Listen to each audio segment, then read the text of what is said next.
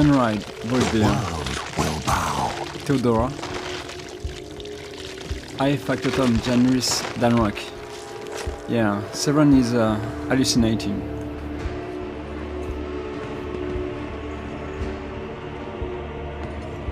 Let's talk to Tevantias.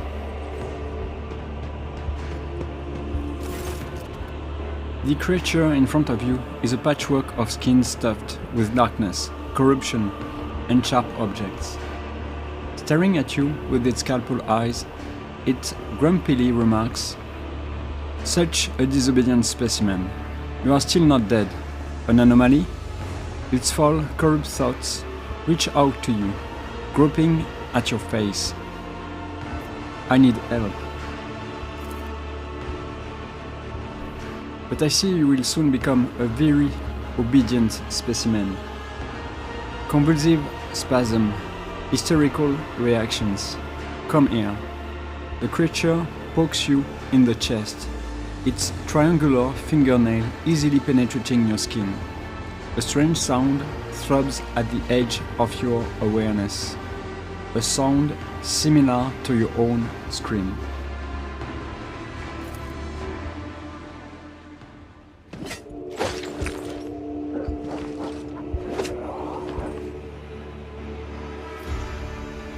A grotesque spider-like figure looms over you. Its limbs wave frantically, shittering and clicking as they rip something apart, then stitch it back together, and you realize its canvas is your flesh. The Xenos' gaze is indifferent, and his low voice echoes through the room. The sample has been extracted. The specimen is alive. Body and mind expected to function within normal parameters. Monkey. Examine the Xenos. There is something fundamentally wrong with the Xenos silhouette and its twitchy, abrupt movements, and it sets your mind reeling in disgust. Each of its mechanical tool appendages seems designed to be as sickening and horrifying as possible. What happened to me? The control worm in your nervous system detected my proximity.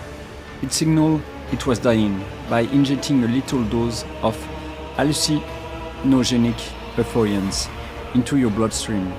A resourceful individual. That thing in my head is your pet.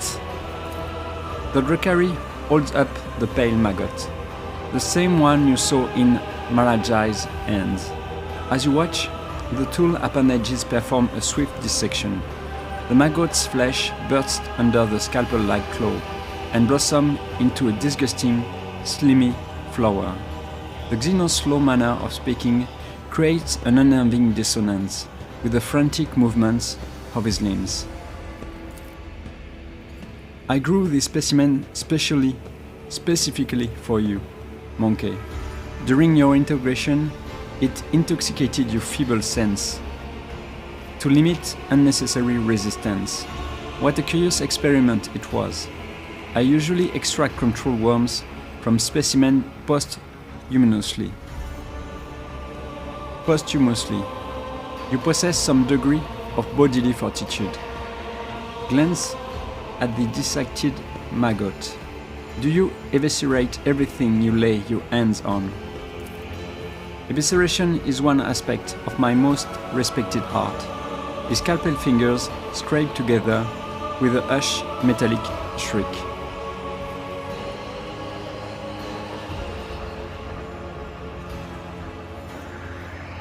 You did a poor job training your pet, if I was able to shake off its influence. With a giggling sound, the Xenos slowly yet steadily moves his sharp finger to your eye, closer and closer, almost touching, then stops with the thigh. Not now, perhaps later. Say nothing. The Xenos thoughtfully clicks his appendage, studded with dozens of needle-thin stingers. Are you Tevantias? You are absolutely correct, specimen. I am Tevantias, the Arch Machinator. homunculus and the conductor of this place, that staggers the imagination and soul, my anatomical opera.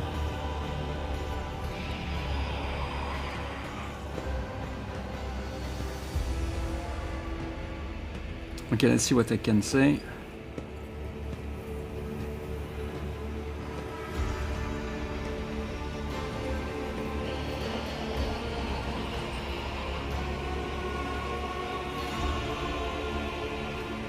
Let's go with 4. I offer you my gratitude for saving my life. The concept of gratitude is unclear to me, but you will work off your debt. The Arabian urged me to pay attention to your allegedly extremely gifted self-specimen. Let us see if you make a good tool. What exactly did this Arabian tell you about me? The Chtonos lets out a strange sound that almost resembles a scoff. This information should not burden your undeveloped mind. The Arabian told me enough to give you the chance to enter my anatomical opera. That is all you need to know. What do you want from me? You will return to the arena of the fatal thirst. You will kill a few of the witches' fosterlings for me. You might even spill the blood of one of the blood-stained proselytes. The homunculus looks past you as he delivers his imperious speech. They are long overdue, a small lesson in humility. They have forgotten their place. They lack respect. They do not appreciate my work. They fail to recognize my authority. Still staring into the distance, he continues to list his grievances with maniacal thoroughness.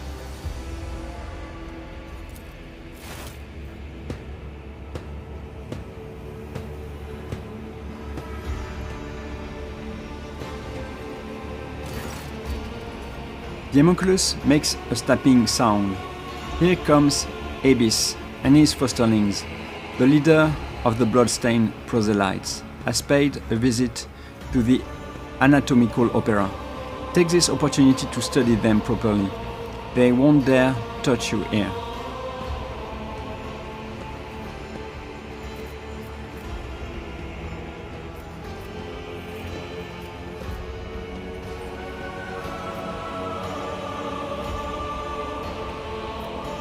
Okay.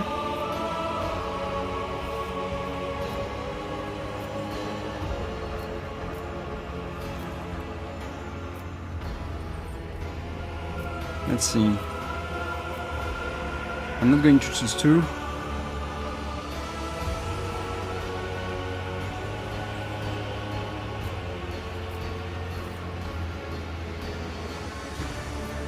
Maybe 3. What will I get out of this? Or will you coerce me, as you do everyone else? Coercion will be more than enough. If you disobey, I will turn you into material for my creations, and ensure that you feel and are aware of every manipulation performed on your flesh. But if you do what I tell you to do, I will let you live for a while longer. Cooperation will increase your odds of survival, as long as you continue to be of use. I will maintain your organic parts, and perhaps even let you play with some of my less significant samples.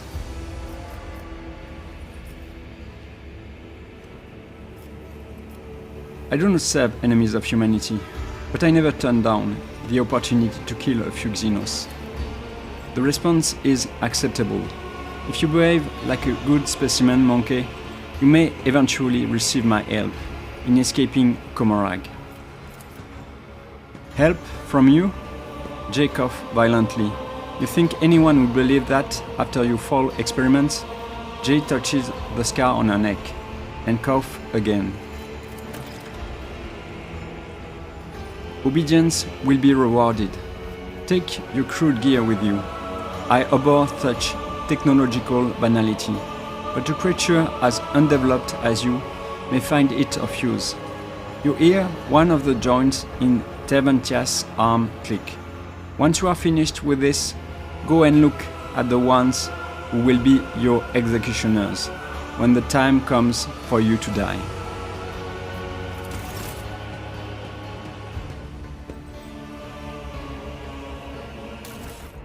Okay. Scrappy last gun. I guess I don't want that. The crack grenade. Okay, let's take everything we can.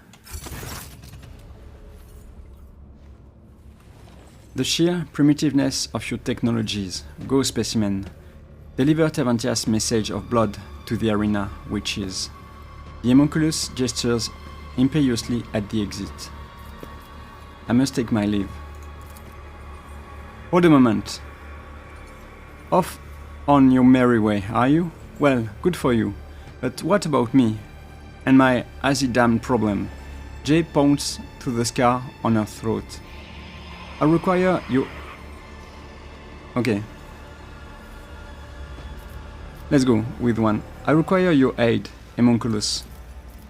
Terventias arcs an eyebrow. You forget yourself, specimen. Go and serve my will. And should I ever decide to show you favor, I will do so at the time of my choosing. Is there anything I can offer to repay a being of such brilliance for the attention he may graciously grant me? Terventias' smile is a strange combination of contempt and pleasure. Your paltry possessions do not interest me. If you had something that could intrigue a master sculptor, such as I, perhaps a remarkable piece of organics, then I might grant you a few short moments of my time. Master Terventias, I require a moment of your precious time, and I am willing to pay for it. After rummaging through what you have, Terventias pulls out a fragment of flesh that has caught his eye. He splits off a piece of it, places it in his mouth, thinks for a while, and finally concludes, "Curious, you have earned my attention, specimen. Speak quickly." You took my companion's respiratory augment, and now she is dying. Return it immediately. Terventias places an appendage on his chest in an almost comically human gesture of wounded pride. What striking proof of the innate shallowness of your kind. After ridding her of that crude device you referred to as an augment, I restored an intriguing feature of her genetic code. So be it. I will not squander my best materials on her. I will return her mechanism without delay. First, let us remove the redundant parts. Several instruments of death with blades of varying length, thickness, and curvature appear in Terventias' hands. He bares his teeth and addresses Jay in an insinuating voice. Which one do you choose? Jay's mouth twists and she looks ready to unleash a torrent of profanity in the homunculus' face, but she stops herself and swallows her ire. With her head bowed, the smuggler lies down again under the Xenos knife.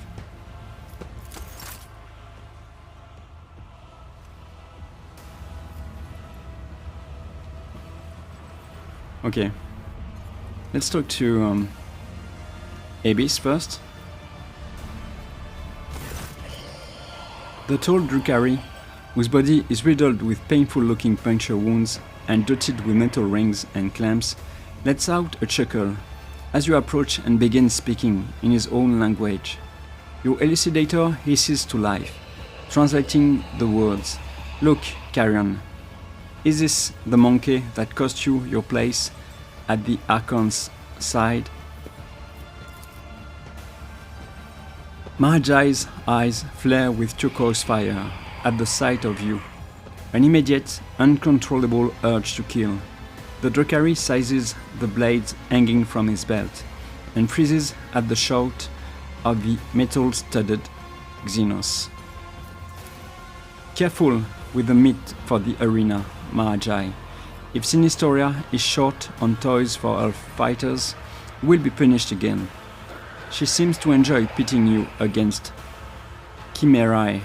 Maybe this time she won't deem it necessary to give you back your skin after you slay them all.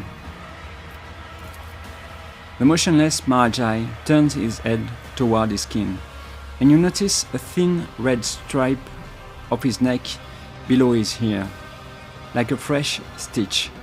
Shaking with barely contained rage, the former dragon stares at you with dark eyes.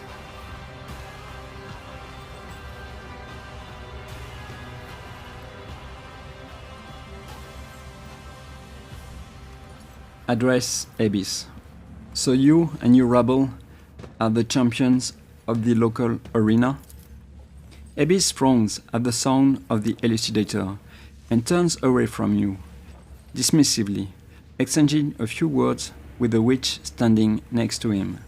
The mocking laughter and haughty looks in your direction leave no doubt about the subject of their conversation.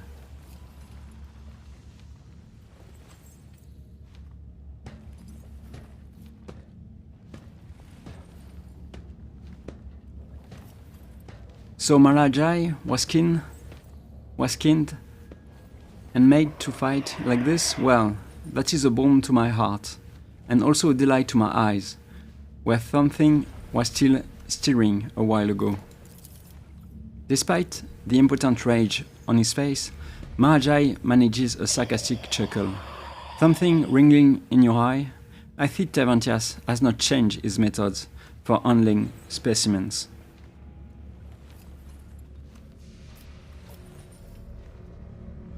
Snap the elucidator shut and address Marajai. Your kin do not seem overly fond of you. Marajai casts a contemptuous glance at the witches and without hesitation switches to Low Gothic. This witch cult scum is not my kin. Half-borns like Aebys belong here in the filth of the chasm. He cuts himself off, his gloves squeaking in protest as he clenches his fists. I saw what happened at the trial. You were tricked. The Drukhari narrows his eyes. Tervantias' creation must have been a low-grade imitation if the mirage did not completely overwhelm you. Even if what you say is true, what is it to you?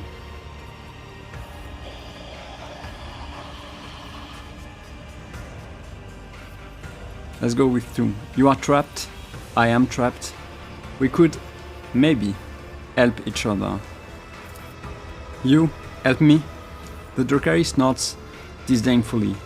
Why would the quarry help the hunter? But who is the hunter? If you expect me to believe that. Well, let's see.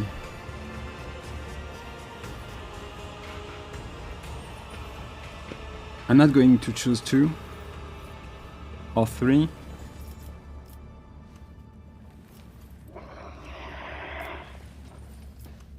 Maybe 4.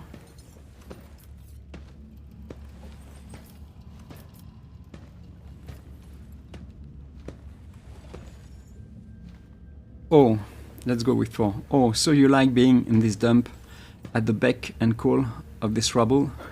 Aren't you afraid they won't give you back your skin the next time? Magi clicks his tongue in irritation and rears back, but before he can respond, Aebys makes an impatient gesture. Aebys makes an impatient gesture. I am tired of listening to you and your old friend whispering in that primitive babble. Enough. We must go. Magi grudgingly obeys the order, but as he walks away, he cannot resist tossing another unreadable look in your direction. So we talked to the proselytes, and I guess I can check a little my equipment. Let's see, everything is in place, I like that. This is good. I think I have a better a better shield for him now. Specification maybe. Where is it? Yeah, this is better, so you are going to take it. I had also a better gun, I think. I just have to find it. Maybe newest told us, maybe.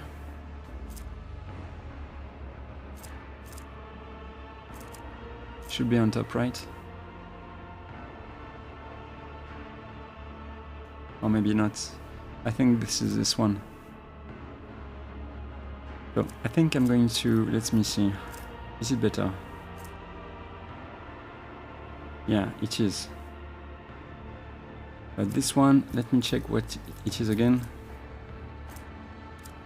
When the wielder parries an attack or hits 2 or more enemies with the shotgun range attack, they gain +1 attack until the start of the next turn. Okay. I like this one, in fact.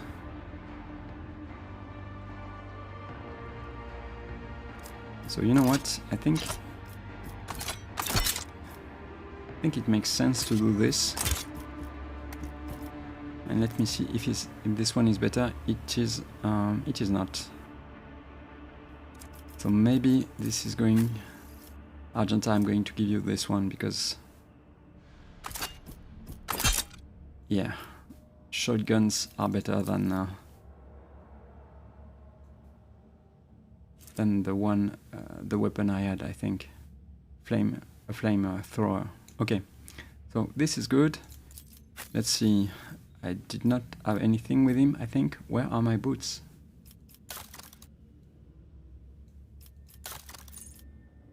Okay. So by type, I guess.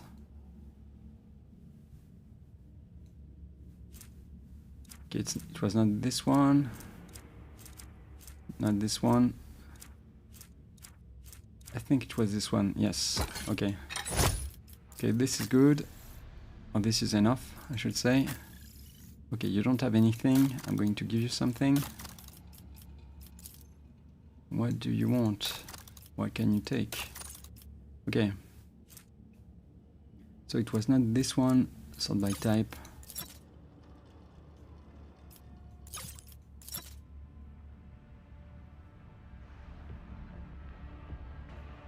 Okay. It was not this one. I think it was this one. Plus 10 weapon skill. Let me check the other one.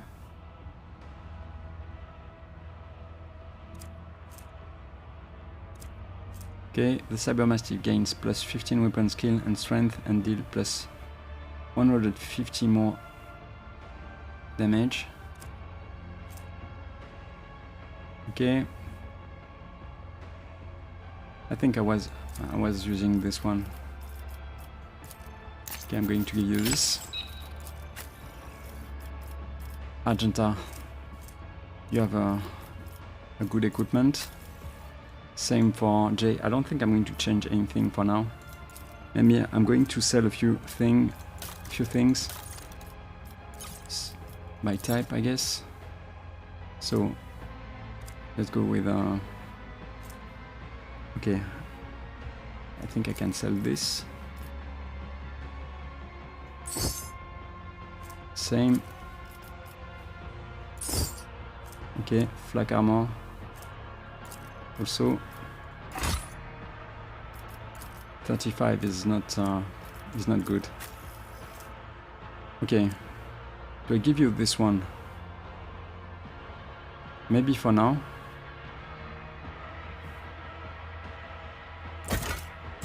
Let's give you this one. Let's see. Oldest to newest. So I'm not going to sell this. Maybe sort by type. It will be easier. Okay. For faith. Great sword. 22. Okay, this one I can sell. Okay, let's just sell this one. Okay. And then let's see what I can sell quickly. I think this one for sure. To cargo. Okay. Scrap out. No, I'm going to keep this one.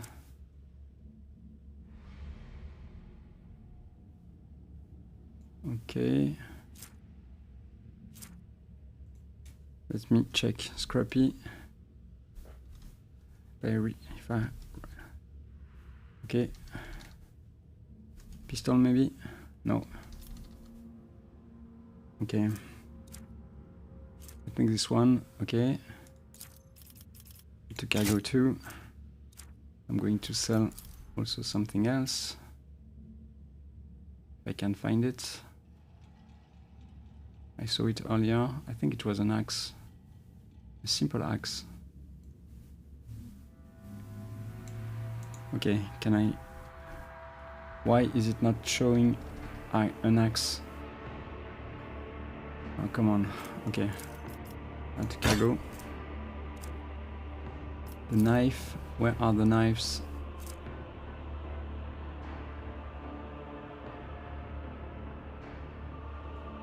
Okay, let's go. Let's try oldest to newest maybe. No, it's not easier. Okay. Add to cargo too. Same for the swords. I think, yeah, I can sell this. Okay. Long glass, I think I can sell this too.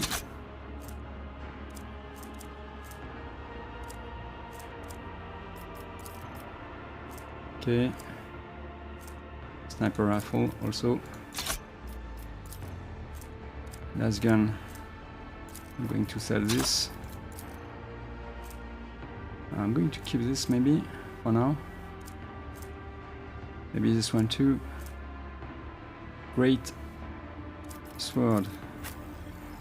I mean, this is not crazy, right? It's not. I'm going to keep this maybe. Okay, let's keep this for now.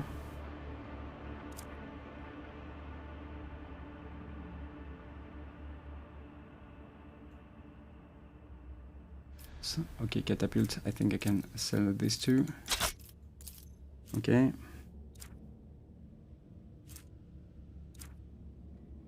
Splinter rifle also. I think this is enough. Yeah, I'm going to... I will check this later on. Okay. Oldest to newest for later on. And let's talk again to Devanthias. The appendages protruding from the Xenos back move restlessly, emitting an unnerving screech. Devanthias is completely engrossed in his apparatus and spares you no attention. Let us discuss what you expect of me. Devanthias pauses before responding, as if dissecting your question inside his head. Ask, what is your quarrel with the witches? Lately, they have shown arrogance and disrespect toward me. They want to rise in the eyes of the Archon and belittle me. They rank their tasteless flesh dances above my art. They come to my abode to gawk at my treasured secrets. It is time the chasm was reminded that witches too can bleed. Tell me more about the arena. Witches rule the arena. This is the way of the spires. They are little, brides of our dead gods. When they enter the arena, the crowd writhes with ecstasy. But this is a rare sight. Typically, their fosterlings, the bloodstained proselytes, oversee the butchery. These are the best killers and athletes who serve the cult, such arrogant upstarts. They have been undefeated for far too long. When Sinistoria reigned over the cult of the Fatal Thirst, the proselytes behaved with more respect, but the senior succubus has since withdrawn in the shadows. Now Kakeros reigns in the arena, and Tazara leads the Reds, an insolent hag and a presumptuous non-entity, a perfect match. As soon as Tazara drew a final breath, Kakeros' ambitions doubled. She became utterly insufferable. The last time I was in the arena, I saw Magi. What was he doing there? That brethren, ambitious and woefully imprudent whelp, he was cast down from the dracons of the Cabal, but earned the good graces of the witches of the Fatal Thirst in his very first fight in the arena. He was invited to join their finest, the Bloodstained proselytes. Some say he was involved in the death of their succubus, Tazara. If so, then Marajai may be disappointed by his reception in the ranks of the cult. What is your connection to the arena of the Fatal Thirst? My servant harvests meat in the chasm and delivers it to their bloody performances. I improve it with augments and stimulants to make it interesting enough so the witches will enjoy killing it. Sometimes I'll indulge them with little treats, biomachines, or beasts molded by my surgical genius.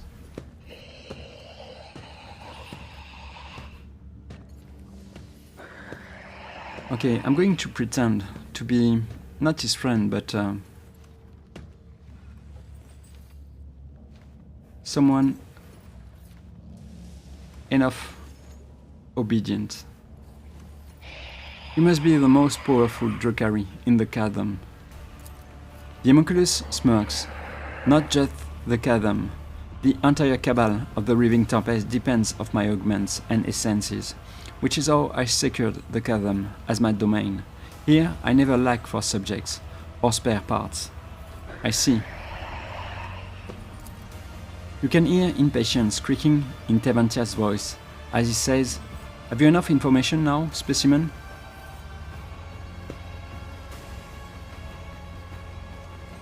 I wish to know more about you and your craft.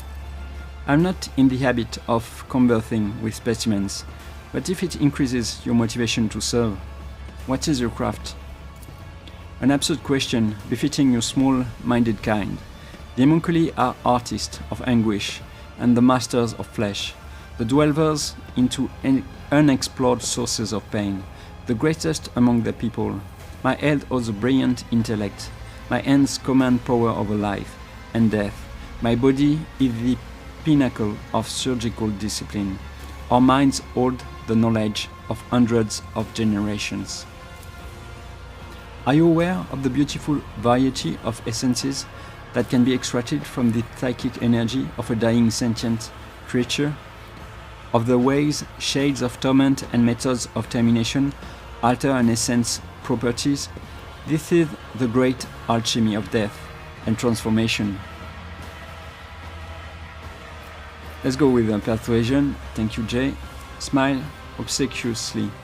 Until this day, I could only dream of meeting such a wise and enlightened being. The homunculus limbs react with an excited clatter of blades. I have few equals in Komorag. My knowledge is vast, and it goes beyond the mysteries of flesh and essences. I have observed many disjunctions, where the destructive energies of the unreal erupted here in the webway. I have studied that devastating force and learned to harness it. Tell me more. I have created psi-stiflers to keep the space around this spire intact. I have touched knowledge so ancient. Tevantias abruptly ends his speech, casts a suspicious look at you, and then snaps. It is not necessary for you to know this, specimen. Am I to understand that the most fearsome Drukhari warriors are created by artisans such as you? Without a doubt, even the most skilled witches and mighty Kabbalites are outstripped by the pure destructiveness of our genius. Yet I long ago rose above the building of commonplace battle beasts. The monstrosity I create are unique. My last specimen, the Chtonos, surpassed every trifle ever made by my rivals. I faded elite warriors until it escaped and hid in the mangled sector. I would have caught it, but then a new idea drew my attention. At present, I am working on a grotesque of previously unknown power, built from the most exquisite and exotic body parts, from strong fighters. Specimen, should you ever see the corpse of a fine warrior or a mighty creature lying at your feet, cut out the best part and bring it to me.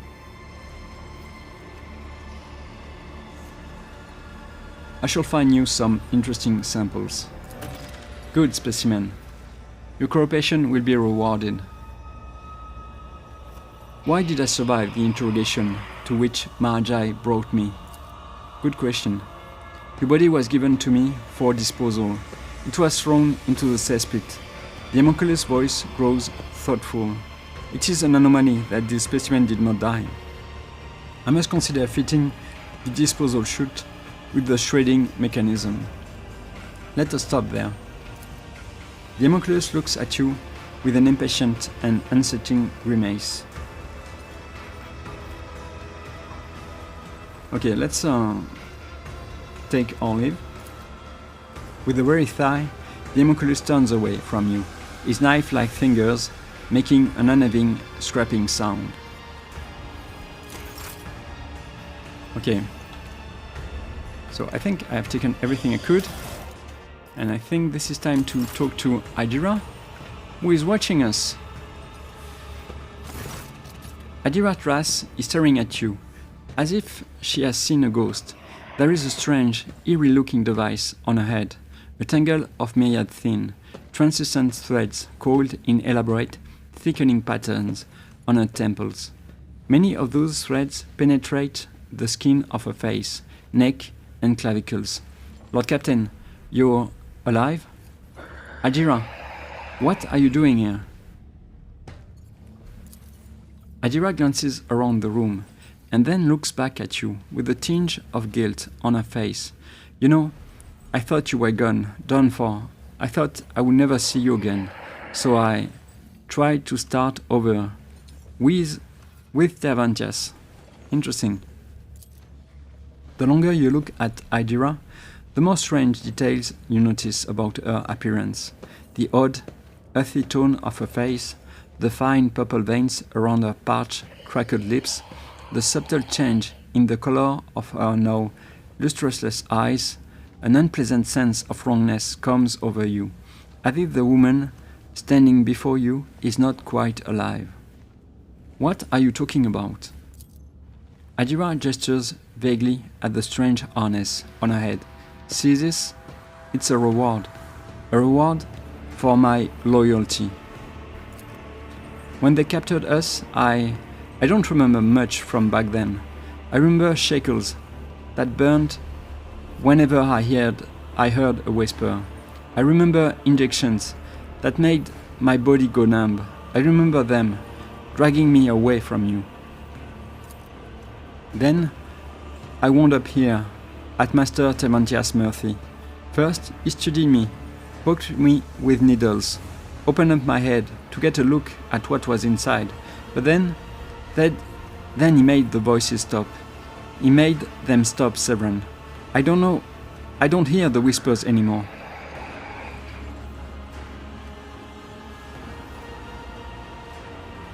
Does that mean you cannot use your powers anymore? I can't, no. And good thing too, you know. Adira looks around. I think the Xenos are terrified of human witches. Why else would they keep me half delirious and out of it? Or do all those things to sever our connection to the warp? They are scattered alright, they are scared alright, but they don't know how else to fight it. How did he make your voices stop? With this, I think, Adira touches one of the tubes on her head. It hurt when he was putting it on. It still hurts, but I'm used to it now. Severan, what matters is that the damn door to the other side closed shut. I don't hear the whispers, don't see ghosts of the future, don't get woken up by tormented screams, and I am not plagued by visions of the horrors that are waiting for me. All of it just stopped.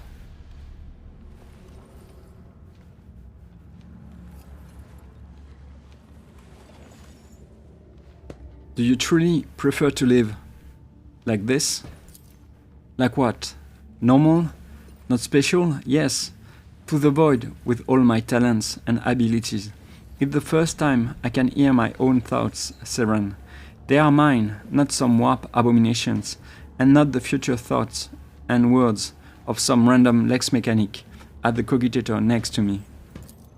If it means I have to serve the Chtonos, so be it. All the days I've been here, I have spent in blissful silence. No one bothers me. No one torments me. No one is trying to get at me from the other side. And on this side, nobody notices me at all. I don't want anything else. I just want to be left alone. Adira turns away, tittering slightly from the sharp motion.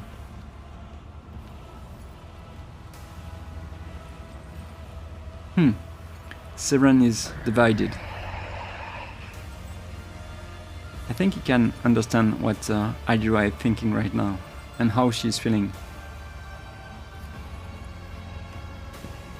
But Severan is not a good person. Mesmerize Adira. Why do your whispers frighten you so much, Adira? Have they ever betrayed you? You should not give up such an incredible gift. Accept it, because that gift is who you are. Spellbound, Adira listens to the sound of your voice and weakly repeats after you. Because the whispers are who I am, and I am the whispers. Yes, I could live a bit longer with this incredible gift, because it's so great, right? Her brow furrows as she wrestles with her doubts. As great as it is, it's also dangerous, Severan. The whispers don't just help me, they are luring me to something irreversible. Adira struggles to swallow. You think she might be trying to cry, but no tears come out. But if I decide to leave, then Master Tavantias will surely want it back. He will want to remove this thing, and then the whispers will return. They will start beckoning me again. What then, Severan? You once promised me, Severan, you promised me you would think of something, right? And now we know the Chtonos have things like this. So that means there is hope, right? Perhaps we can figure out how that thing works, but we will need to remove it first. Adira's eyes light up. You're right. Once we are home, it will be a cinch to find some xenotech ways to make sense of it. Alright, that's enough of me running my mouth. It is time. She grabs the device on her head with both hands and begins to pull. The color instantly drains from her face. Her eyes bulge, and she bites her lip so hard it starts to bleed. With a sharp sound, the tube slipped out from under her skin, spraying blood mixed with some foul-smelling, ochre-colored slime, and the device detaches from Adira's head. She lets out a piercing cry, her head jerking back from the pain, and the delicate device clinks as it shatters into tiny fragments. Well, this is awkward. Adira forces a laugh as she looks at the shards on the floor. Looks like the Chtonos are right to call us clumsy animals. Oh well, since it's decided. She shoots you a look of vicious glee. Might as well go out with a bang. Lead on, Lord Captain. And Adira is back with us. Let's see what we can do with you. Did I mention that my whispers tell me jokes? Jokes that once said aloud make your eyes bleed and blood curdle. Talk about black comedy. So we have chosen in another episode Lore Warp with Impure Force, and we are going to choose Willpower with what? With Fire Within. Every time the Psyker kills or scores a critical hit against 8 creatures in one combat, the Psyker's next attack, including attacking Psyker powers, will cost 0 AP and will not count toward the attack limit per turn.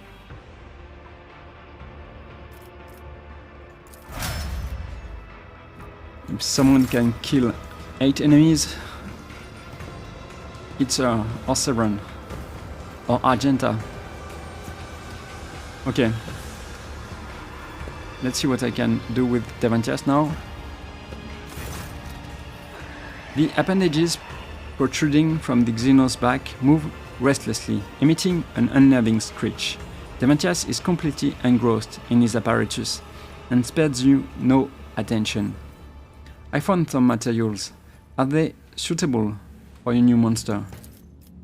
The homunculus digs through the chunks of flesh with the enthusiasm of a hungry vulture. Finally, he snaps. Good materials, good specimen. Bring me more.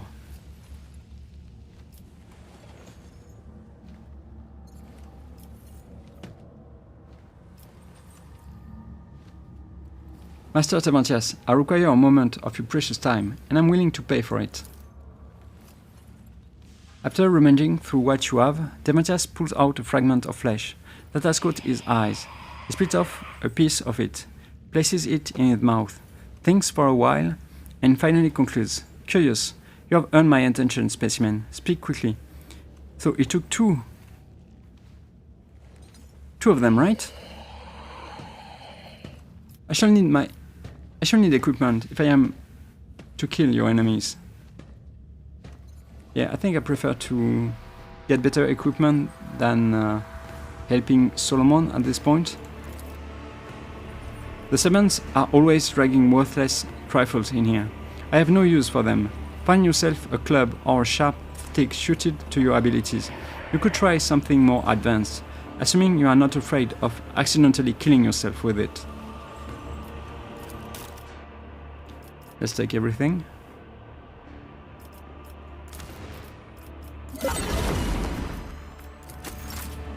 Okay, let's see what I have. I think he took two specimens. Yeah, he literally stole from me.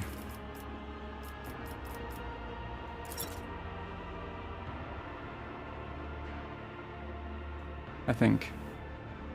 So all those two newest, let's see what I can use over there.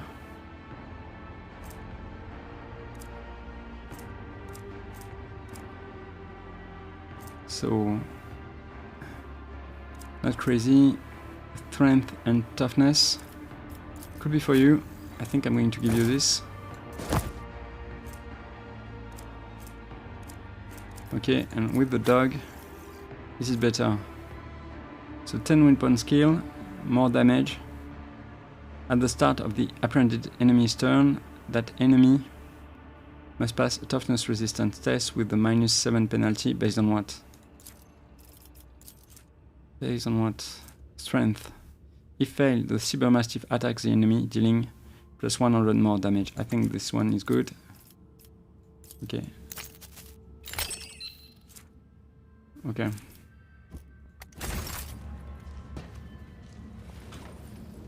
I dare not provoke the whispers. Intriguing. Let's see.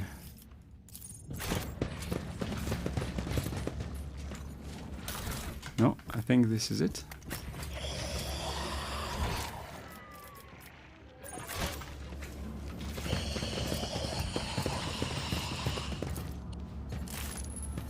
You vividly remember lying on this table and watching mechanical pincers tear through your flesh.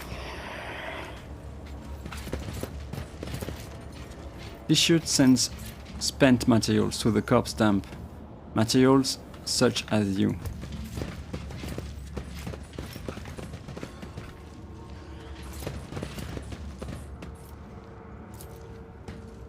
The bars of the cage are sturdy enough to stop a tank, or the fury of a posthuman.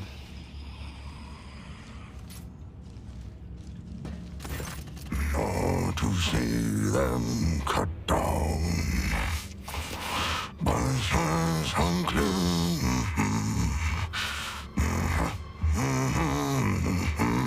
Singing softly under his breath, the man of enormous proportion is intently stripping raw meat from a bone with his teeth. His unwashed red hair is falling into his face.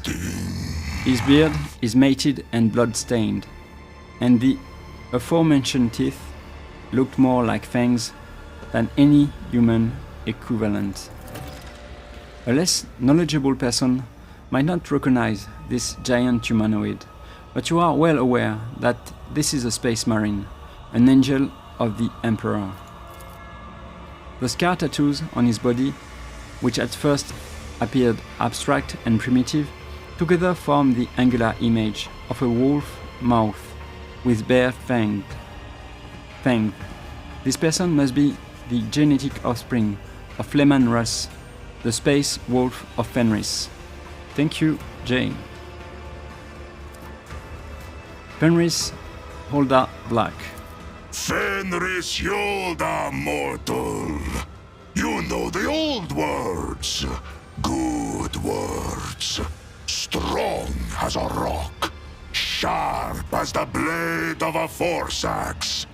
Deadly as a kraken's tooth.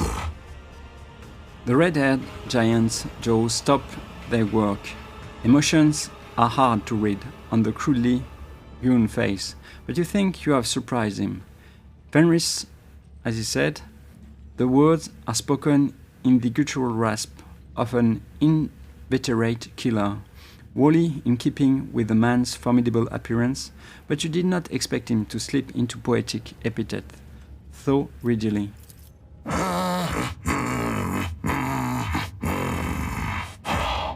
What do you want?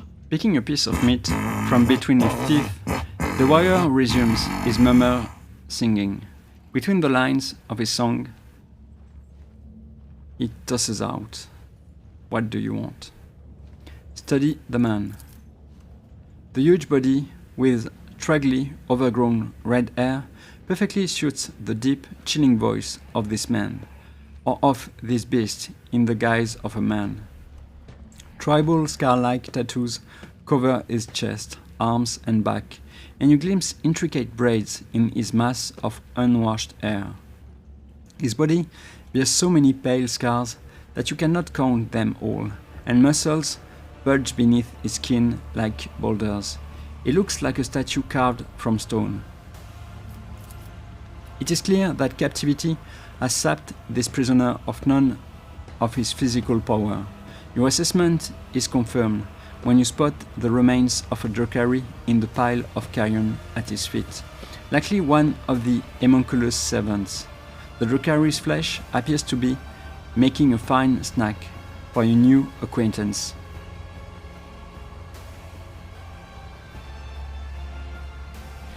Listen closely to the song the prisoner is singing to himself. You do not know the language. The sounds seem crude and mangled, but not entirely lacking the harsh dignity of a form of Gothic, while also sounding similar to the rumble of a landslide, sharp and choppy guttural phrases tumbling forth in a harsh rhythm. Let's try to join the singing. I failed. You close your eyes and try to pick up the song's rhythm, to slip into its sharp and idiosyncratic flow. Alas, your words do not seamlessly merge with the stream. As soon as you sing them, you can sense how painfully misplaced they are. Yeah, I'm used to it. Let's continue.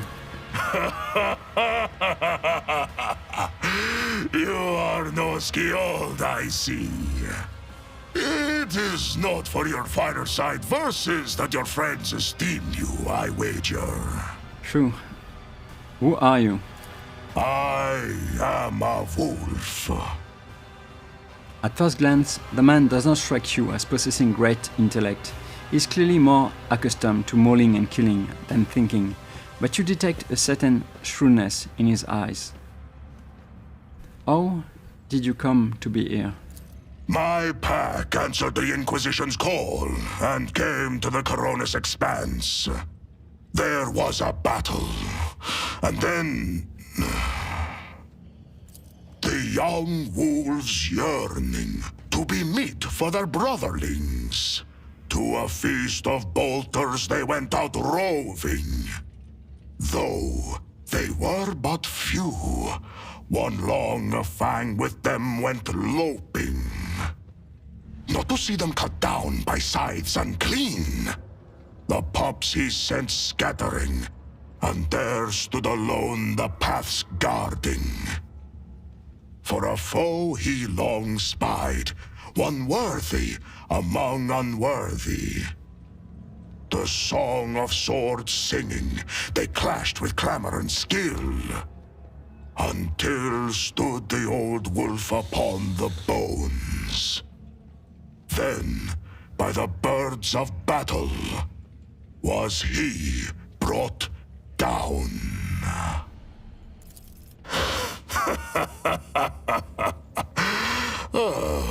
Was that clear enough? This saga sounds less interesting in prose. I wish to know more about your brothers. That butcher sent you to spy for him, did he? Or do they know nothing of the Emperor's angels, the space wolves of Fenris, or the great layman Russ in your corner of the galaxy? Why does the homunculus keep you in a cage? For his own safety. When I am not busy killing inhuman spawn in the arena, the Xenos fear my will. I never imagined I would see an angel of the Emperor allow himself to be taken prisoner and to be content with his subjugation. Watch your tongue, servant, or I will rip out your liver and eat it, so I can discover from what tainted source comes your stupidity. The warrior's eyebrows lower, and the growl he releases makes your bones vibrate. Something inside you instinctively recoils in the face of this post-human rage. Point at the piece of meat in his hand. Don't they feed you? A predator does not eat only when it is hungry. There are many reasons to eat.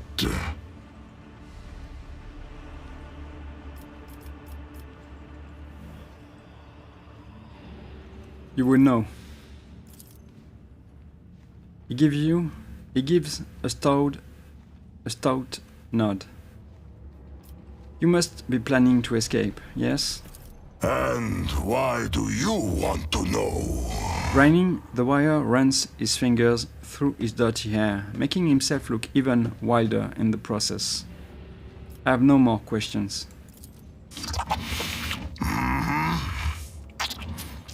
Chewing, he wipes the blood from his mouth with the back of his hand. A warrior such as you could prove useful to me. To get what you want, you will have to convince two very headstrong individuals. Me and my captor. That claw-handed Xenos. So, during my first playthrough, I failed to do this. So let's try to do it now. Step away from the cage. I tread a path unexplored.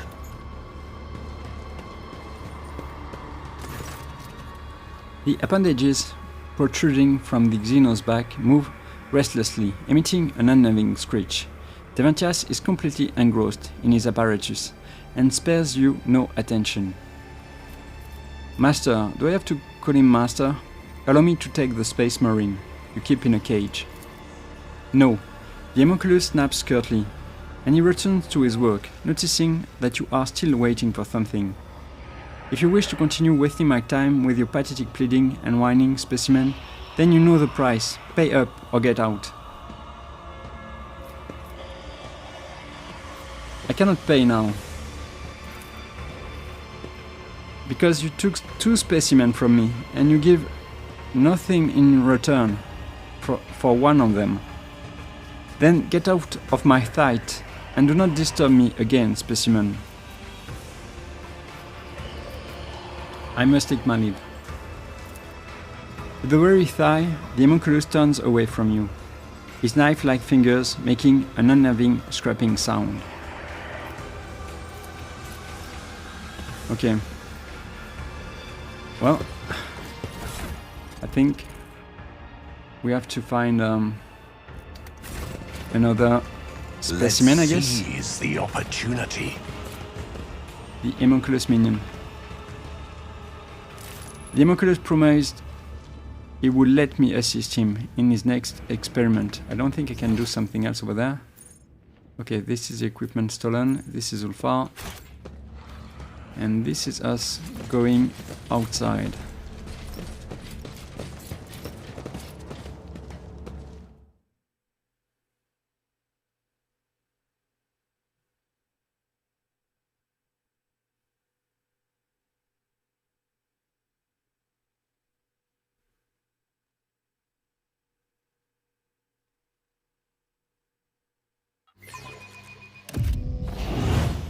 Okay. So I should be able to do some skill checks now.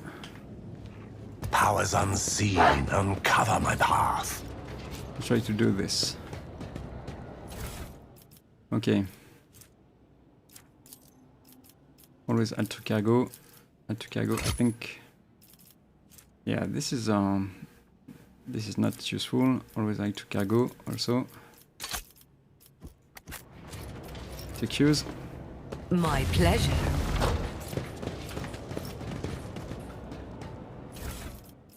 Okay, at the start of every combat, the wearer's allies gain deflection equal to the wearer's psi rating. I'm not going to use this. Whenever the wearer performs an area attack, they instantly provoke attacks of opportunity from all adjacent enemies. I'm not going to do that. And Wraithbone Grenade. Okay.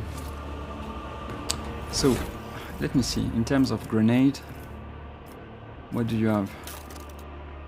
Don't have the best one, that's for sure.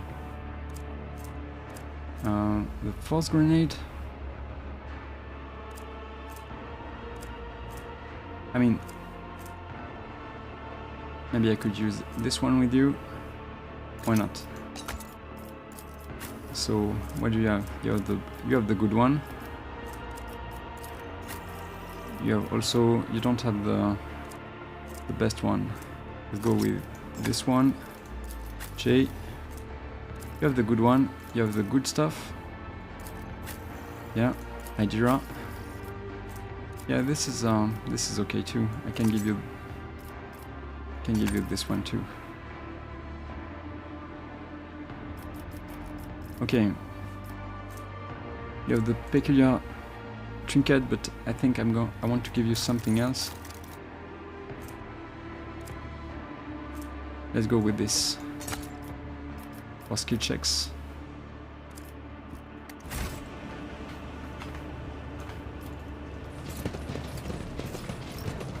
Okay, The we can do this now. will bow. A job for me.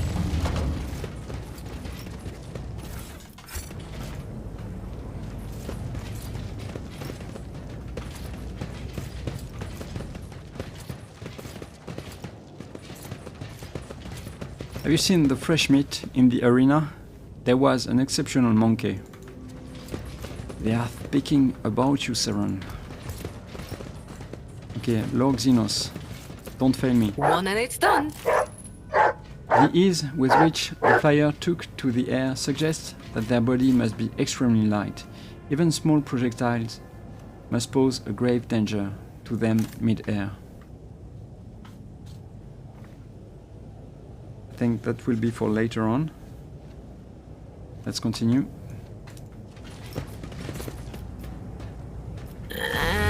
Embrace true power. This transport adorned with massive blades would make for a deadly weapon on the battlefield. Okay, the wearer melee attack damage is increased by 12. This is not bad, but yeah, could be for Sebran, but I have 2 very good items already, so I'm not going to use it. Okay, piercing damage, this is interesting. Eldari Ranger side, the wearer's dead die shot critical hits triggers expose weakness against the affected enemy until the end of combat. This is good too.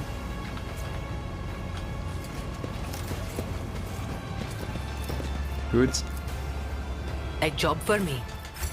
I tread a path unexplored.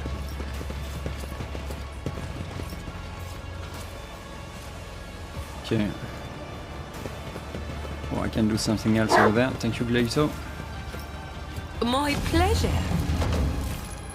The rather sharp keel of the flying craft glints fearsomely in the dim light. Okay, let's take this.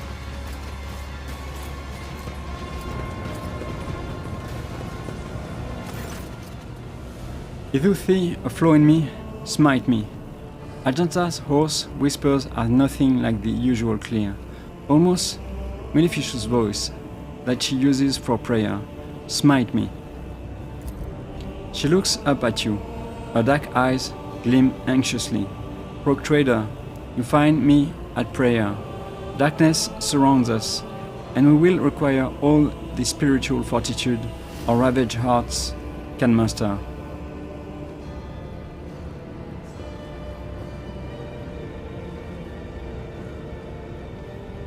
Are you distraught because of Vigest's fate and the death of those betrayed by the Commissar? Argenta hangs her head. Yes, I am. I was the one who found those people. I brought them to the Commissar. I prayed for them, and I gave them hope, and he sent them to an abattoir, to die for those monsters' amusement. They might have, in their final moments, they might have thought that I, too, had betrayed them. I once more failed to see wickedness where I should have seen it. I failed those people, loyal and brave. But it is not only that. I thought naively that faith and perseverance had helped us, helped me, cut through the schemes of the folk Xenos, that we were on a path to freedom. In truth, though, it was all just another part of the act, and the vile monsters must have been cackling with glee as they observed my foolishness.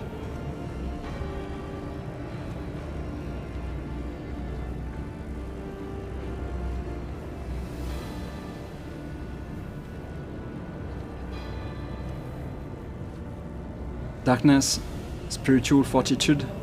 Personally, I am rather enjoying my time here. Can I say that?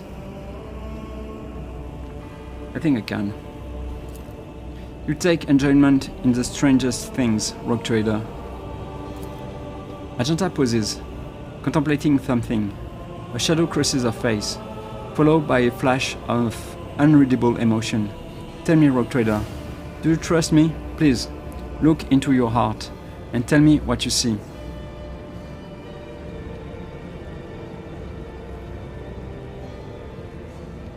Oh.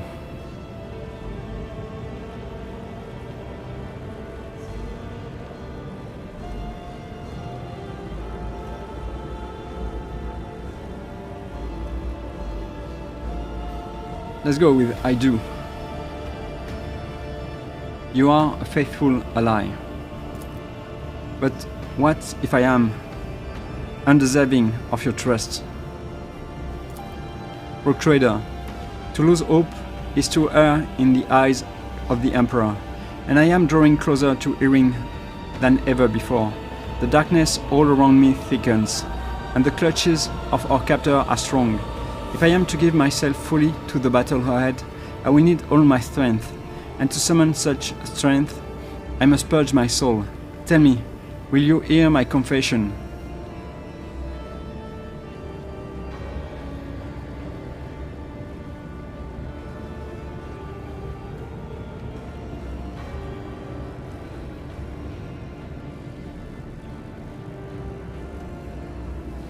I think Severin knows what to expect.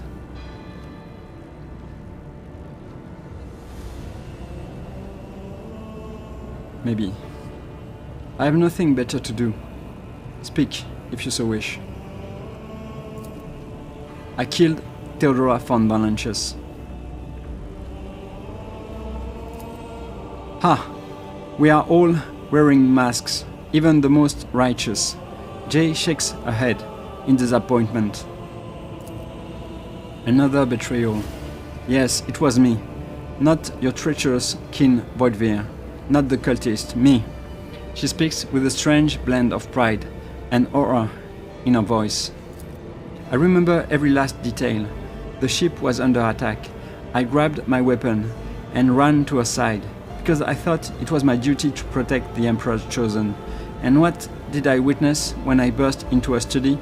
Theodora von Valancius, a rogue trader, holding a sinister sorcerer's artifact, radiating with profane light.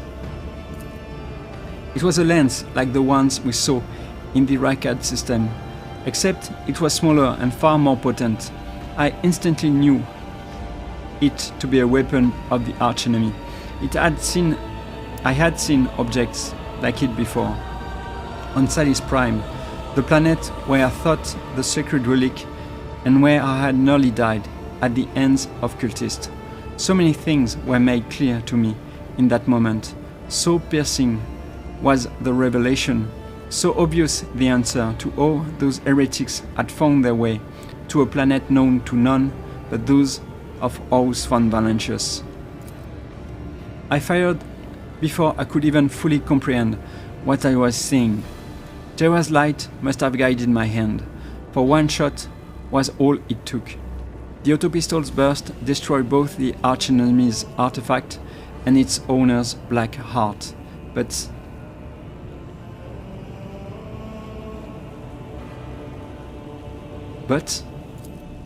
I did not regret killing her, nor do I regret it now. Theodora had succumbed to the archenemy and its dark sorcery. The entire attack on the ship was merely the result of her and Voidveer feuding over their spoils, and I realized it in my heart the moment I saw the artifact in her hand. But standing in that same room was the honorable arch-militant, a devout servant of the Emperor, and the reason I had made it off Salis Prime after the cultist attack. When he saw me firing at Theodora, he instinctively rushed to protect her.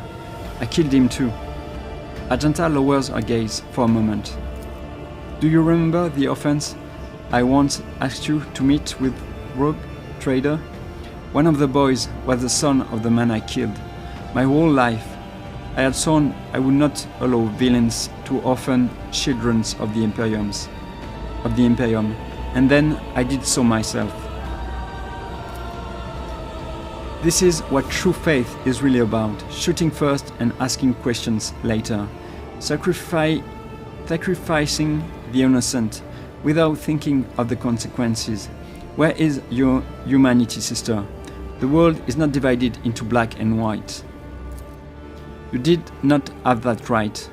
The Proctor regards his former comrade with the heavy gaze he reserves for the condemned. I believe that you saw what you say you saw, but you had no right to act the way you did. None in the expanse may judge the rogue traders. You put yourself above the letter of the sacred warrant, and in so doing, above the lex imperialis. You hag! Algira descends upon Argenta with the intensity of a hurricane. Two-faced void rat, killing Theodora right when the ship was in peril, right when she was doing everything to save us. You won't walk away from this. The air around her is vibrating. electrified by the power of her sorcery.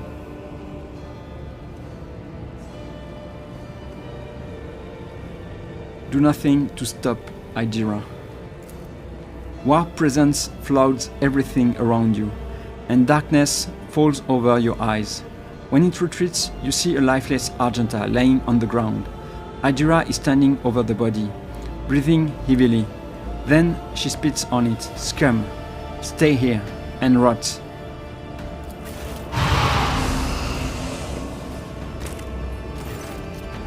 Without saying another word, Ydira turns away.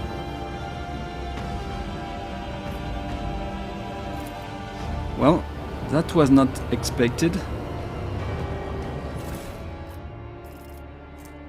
Argenta's heart. The fervid heart of the Sister of Battle, filled with the unshakable belief in the Emperor.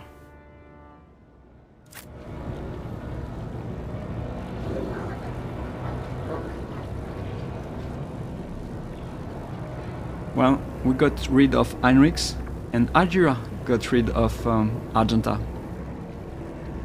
I guess you could call this a payback.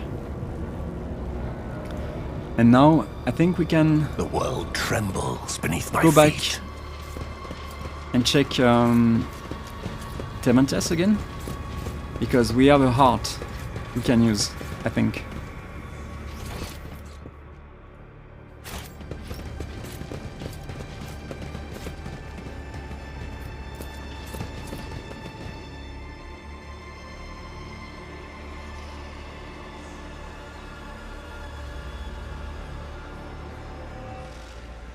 And hopefully, with the heart of Argenta, we are going to convince Ulfar to come with us.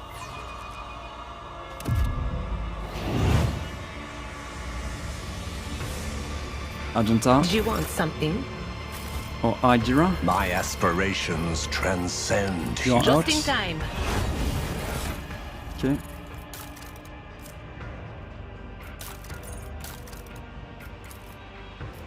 Maybe I should talk to her.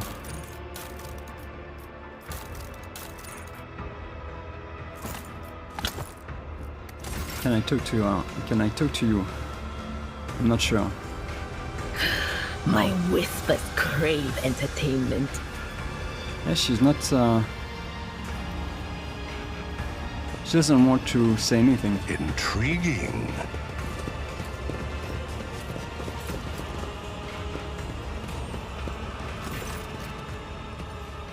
Okay.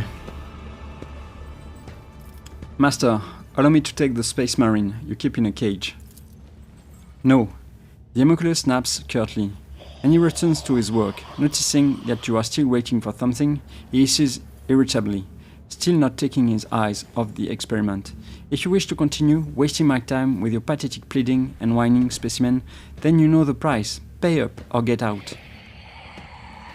Hold out the bag of samples. Of course, master. Temantias extracts a piece of flesh, examines it fastidiously, palpating and tearing off fragments, then places it in some sort of container. It will do. Argenta's heart.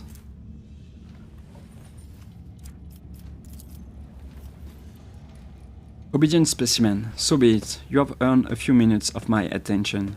The answer is still no. This particular monkey specimen has phenomenal parameters. I previously studied 2 other specimens of the same breed, but have yet to untangle their genetic secrets. He also performs well enough in the arena. I will not part with the last specimen.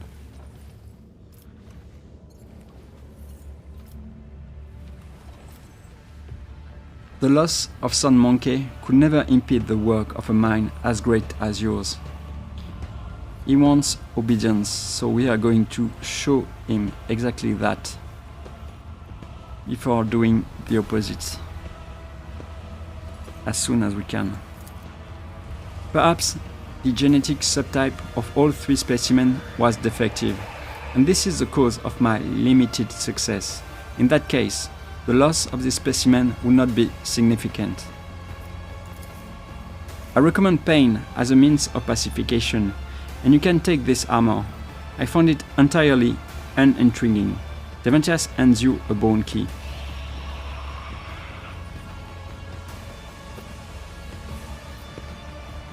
I must take my leave.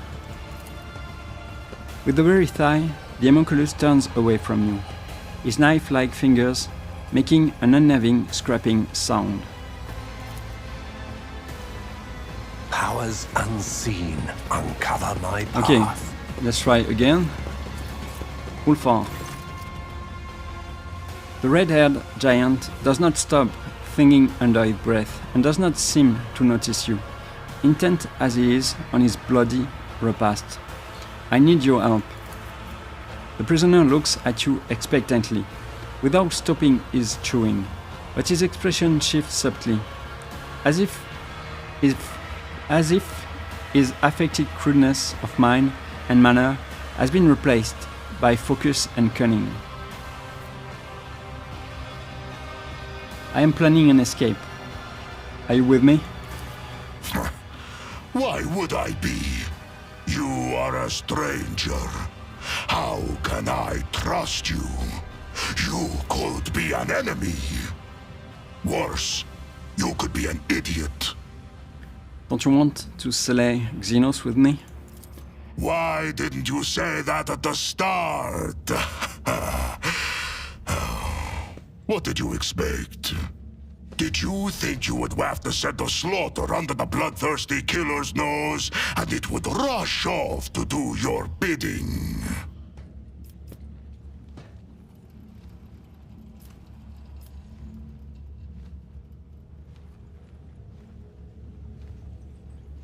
Are you a coward, then? Afraid to come out of your cage? When I rip your insolent tongue out of your throat, do not ask why. This is why. Deventias gave you to me. Join my party. Gave? Well, if he gave me to you, step into this cage and take me. You think a filthy blasphemous Xenos could do whatever he pleases with me?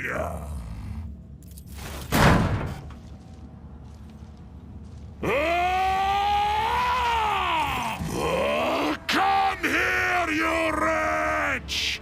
You have hidden on the other side of those bars long enough! Come in here and repeat your filthy words so I can kick them back into your bloody, stinking muscle!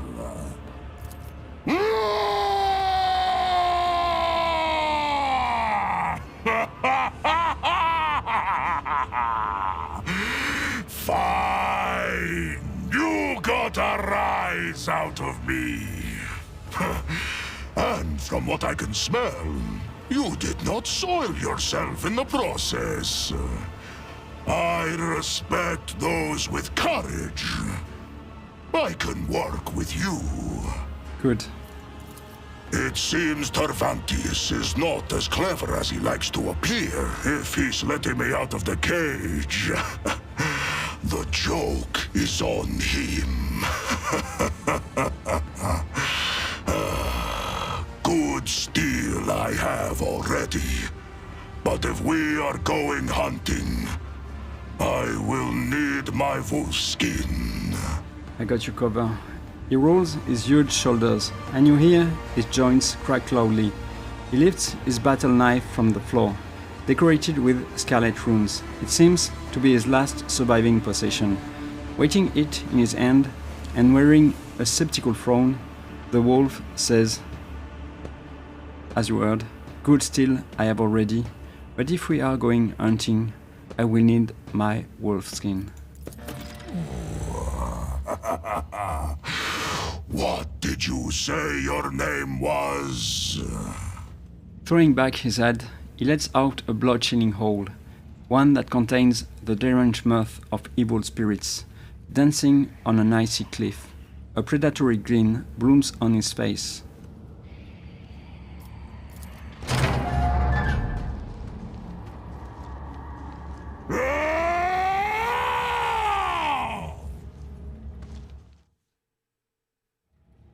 Ulfar is a space wolf, a mighty space marine. His proportions instill respect in his allies and fear in his foes.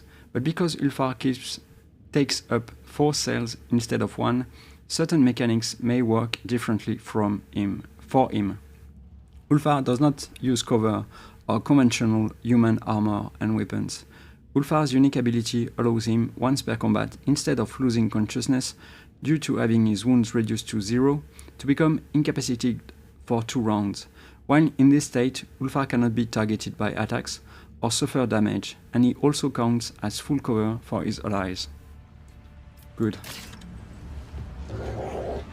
So let's see. Ulfar. Let's see maybe the origin talent. So plasma weapon proficiency, melta weapon proficiency, flame weapon proficiency, power armor proficiency, good. Eternal warrior. Okay, we just learned about that. AP increase, swift hunter. Ulfar may use MP after attacking or using abilities, good. Stalwart warrior. Space Marines' maximum wounds are increased by their toughness. Additionally, their bodies are considered full cover during enemy turns until they die or fall unconscious. Good. Fenris. Yeah, it's a death world. Survival instinct. Once per combat, yeah, same as Severan. Adeptus Astartes. Okay. He is genetically engineered, of course. Bolter weapon proficiency. Okay. Adeptus Astartes equipment. Combat master. And black carapace. Remove all dodge penalties from power armor. Interesting. So can I give you a power armor? Oh, you have one already, right? I don't think... Okay. Well, I know what kind of equipment I am going to give you. I can't use any of that. You can use this. You can use this. Of course you are dogmatic, right? Yeah, it makes sense.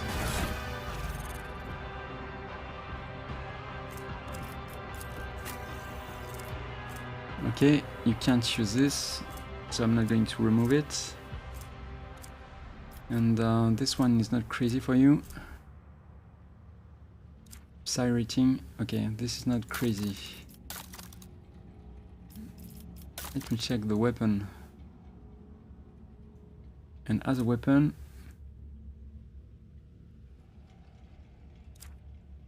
I mean, you could use this. Is it better?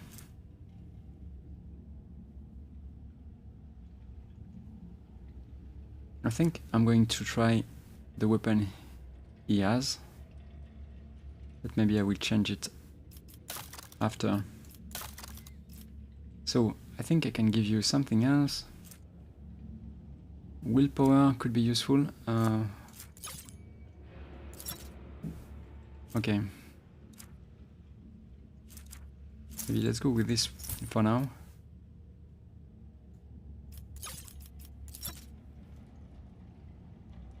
Let's see what else I can give you.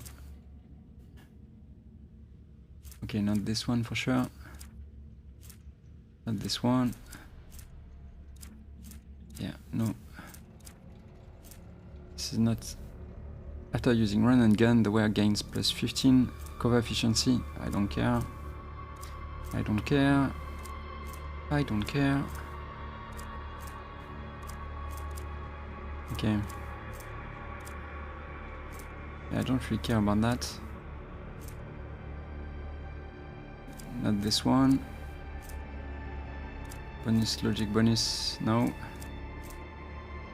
No, not this one.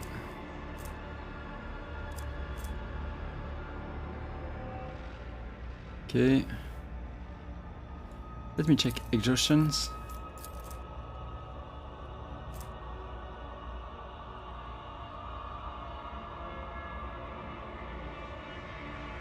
I mean, could be interesting for him.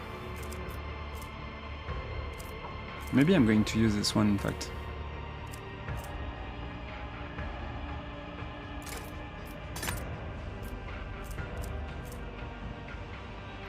Okay.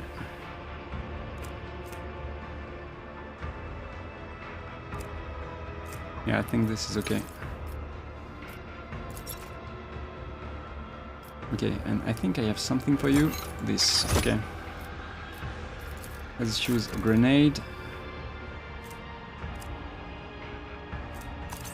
Iron one. Why not?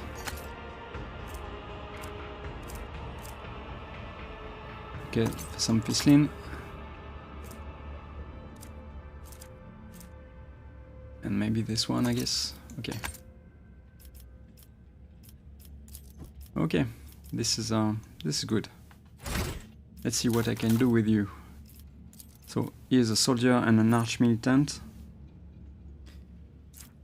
Okay, so we are going with always ready. The arch militant begins combat with 2 stacks of versatility. Let's go with toughness. Then wildfire. The arch militant next attack this turn will cost 0 AP and will not count toward the attack limit per turn. Okay. Let's go with something else. Bolt weapon expert. Bolt weapon attacks gains plus 10% armor penetration. Let's go with athletics. And broad expertise. When entering combat, the arch militant gains plus 14 weapon skill and plus 14 ballistic skill. Okay. Perception. Brutal Hunter. Death World character gains plus 15 critical hit chance against targets with a bleeding effect or with 50 or less of the maximum wounds. Okay, I could give him something else. No, he has this one. I just have to remember this. Okay. So, Harms Master. Killing an enemy with a melee attack makes all the arch militants' range attacks this turn cost minus 1 AP and vice versa. Yeah, this is not bad.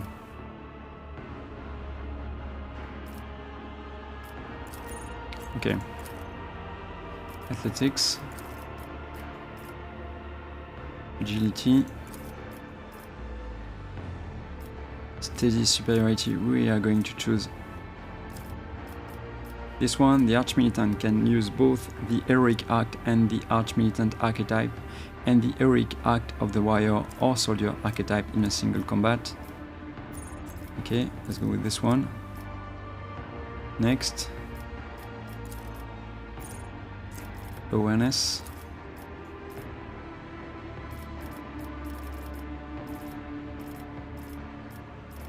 We are going to choose Flash Fire. The cost of Wildfire is reduced by 1 AP for every stack, 3 stacks of versatility instead of 4. Ballistic Skill. Combat Master.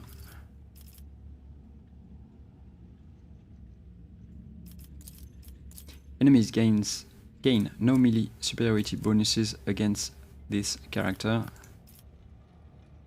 Okay. So, yeah, it was Combat Master. Then, Reckless Rush. The Arch-Militant immediately gains plus 7 MP and some versatility stack. Okay. Let's go with Dependable. The Arch-Militant gain a bonus armor based on versatility stacks. Toughness with awareness. Then adaptability. Gaining a stack of versatility increases critical hit chance by 5% until the end of the turn. Toughness with adaptability, yes. Then perception. Grenadier.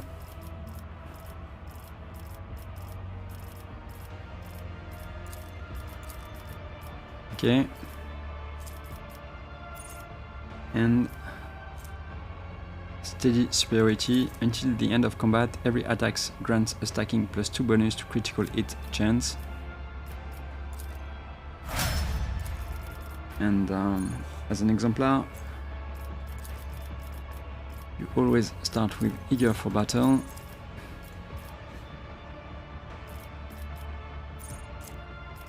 Okay, let's go with muzzle velocity. The first hit of each range burst attack deals additional damage equal to the weapon's current rate of fire. Athletics.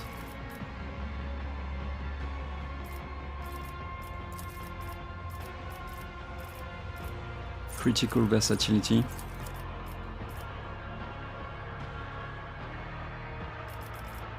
Ballistic skill.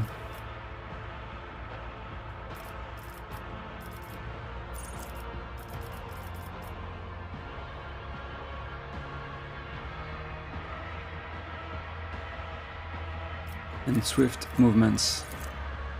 Grants +2 movement points. This is it.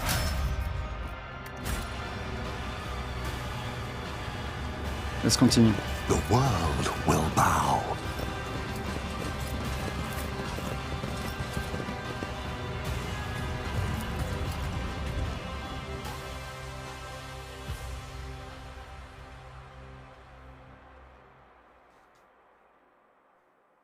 We are losing companions, but we are meeting new ones.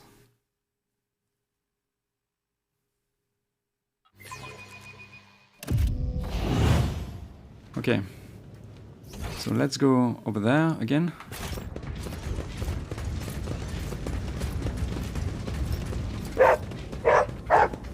Yeah, this is done, Glayton. I need to do anything over there.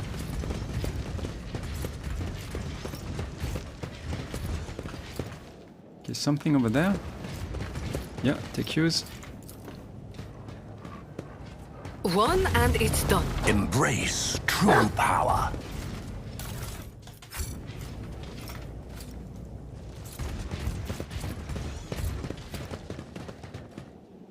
Good. Docile little monkey. Broken captive. A job for me.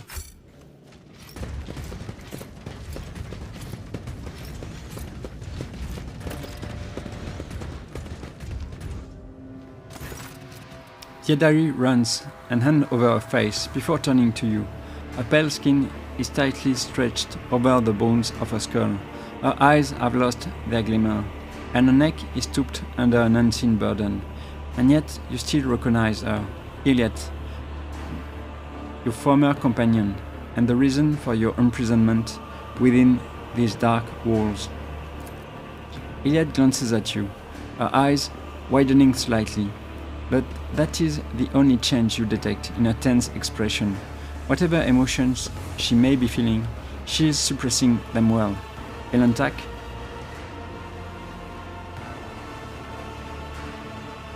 You survived. Good. I want to deal with you, myself. Yrliet lowers her head, as if unable to withstand your gaze. That is enough. Words. If your decision is sound, then act without delay.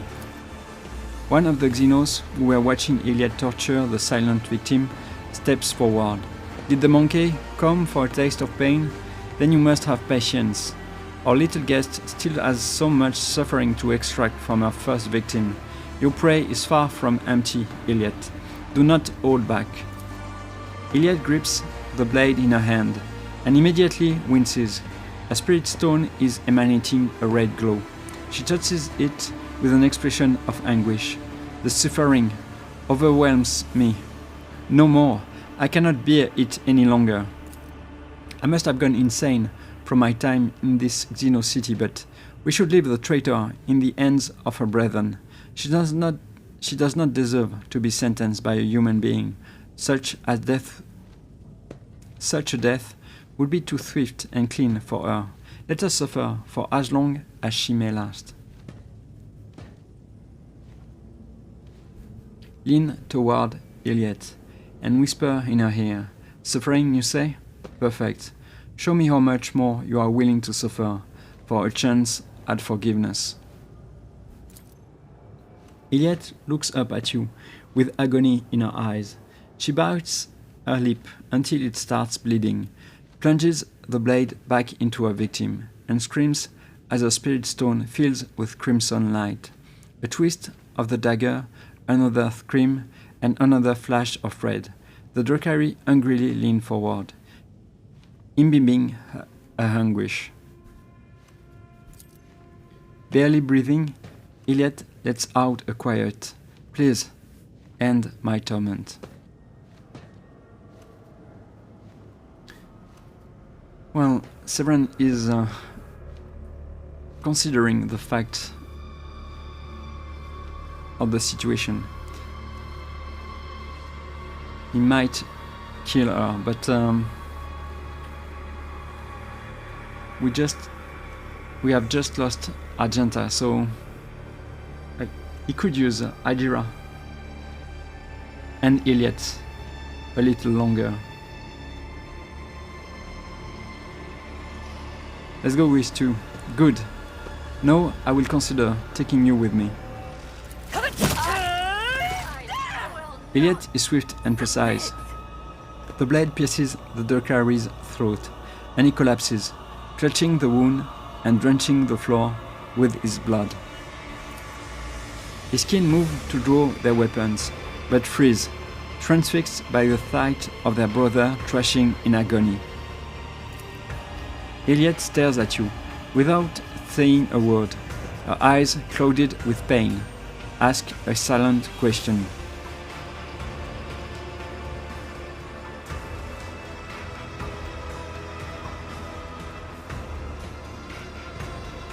We will yet have a word about your deeds. Now, however, it is time to live. Yrliet nods wearily. You are right. Explanations and understanding are now ours to pursue. And yet, your willingness to take me back astounds me, Elentak, and it frightens me in equal part. It should. Adrian, heed my word. I will not fail your faith in me again. The spirit stone in her breast flashes and slowly dims. And now let us walk away from the nightmares that sink their stings into the darkest recess of my ravaged soul.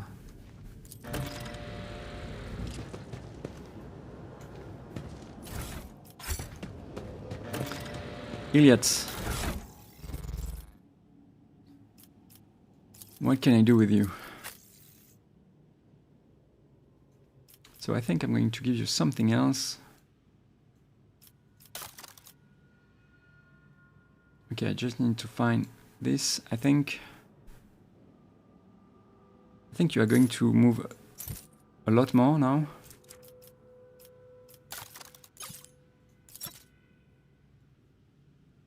Okay. Let me see. Dreams Infinity, it's not better. I thought I had a better weapon for you, but maybe I'm wrong. Silence of Shale. No, it's not this one. I guess oldest to newest. Yeah, it was this one, I think. Lullaby of Shale. Yeah, this is better. Let me check. This one is really good when you are fighting many enemies. And this one is interesting against Drukhari enemies, but I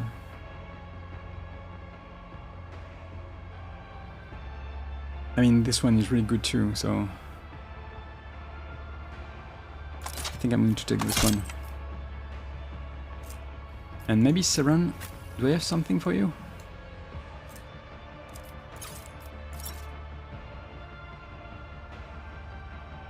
Okay, do I have another blade? Not the blade render, but No. I guess it's not the case. Oldest to newest again. No, this is not better. The will to live. Yeah, this is not better. Okay, let's continue then. Yrliet. Okay.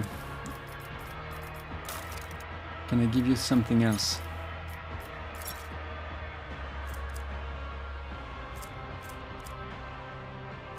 Don't think it's better. This one is really good. Okay, I think you are going to keep this one for now, and we are going to level you up. Okay, let me check my notes. So we have chosen awareness with withdraw, and we are going to choose ballistic skill with grenadier. So everyone can now throw grenade for free, except Severan.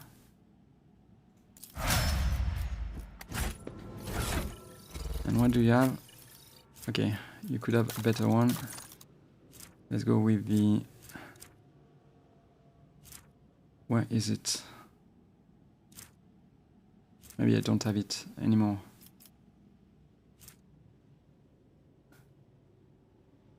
Well, I mean, I guess this will do.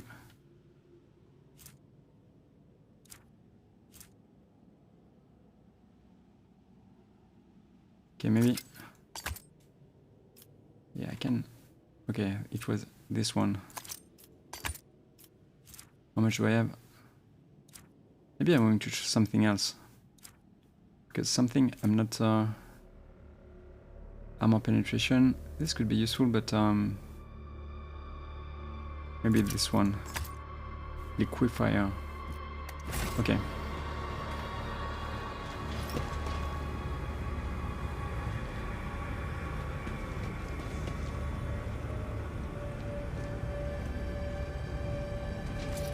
Okay. Log Xenos. Let's see, what do I have with you, Idira? Yeah, I have the data loom, so I like this. Let's try. Log Xenos. My pleasure. An empty vial is lying on the ground. It contains repetropine, a stimulant that heightens one's perception of moving objects, but hinders their ability to see stationary obstacles. The whispers told me how. The beggar's corpse is disfigured by bony growth. Eyes, mouth, and tentacles are constantly appearing and disappearing in the ocean of his flesh. It is difficult to mistake warp distortion of this severity with anything else. Cut away a lump of flesh.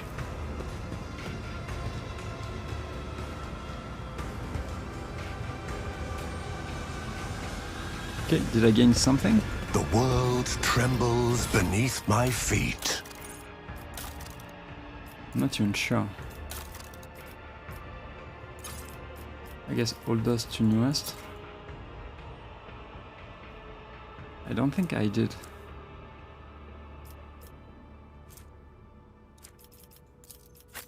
Okay. What do you have? Okay, you are not going to be able to use this. Okay, let's continue.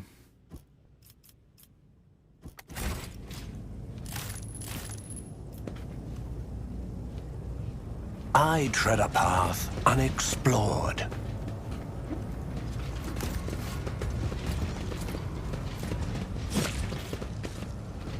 The whispers told me a secret. Okay.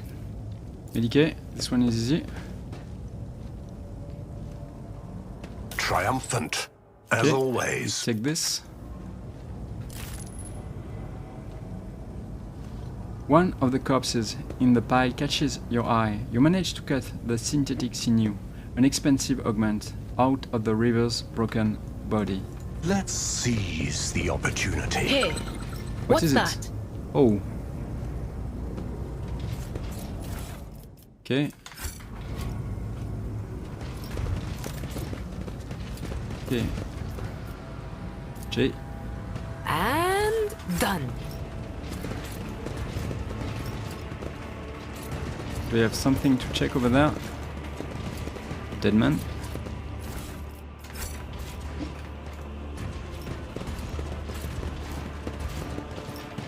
Intriguing. Okay, nothing to see, I guess.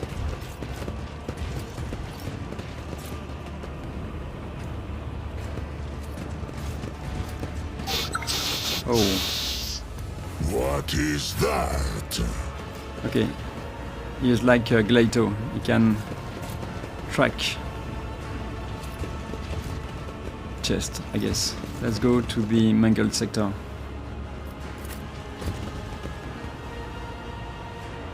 The world will bow. What's wrong?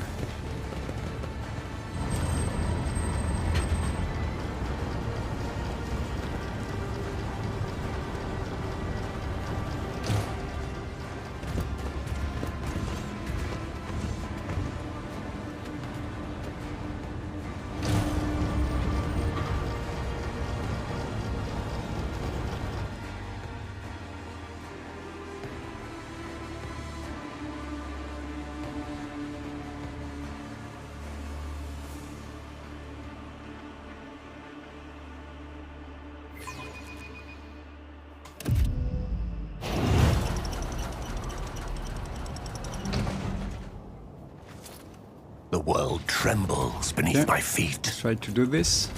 A space wolf never fails in their duty. J. One and it's done. Okay. If the wearer did not spend MP during their turn, they double their cover efficiency in partial cover until the end of the wearer's next turn. Could be useful. When the wearer of this badge gains a stack of versatility, they also gain 3 momentum. Could be useful. Okay. Let's take everything and let's see what kind of boots you have. I prefer agility, I guess. Powers unseen uncover my path.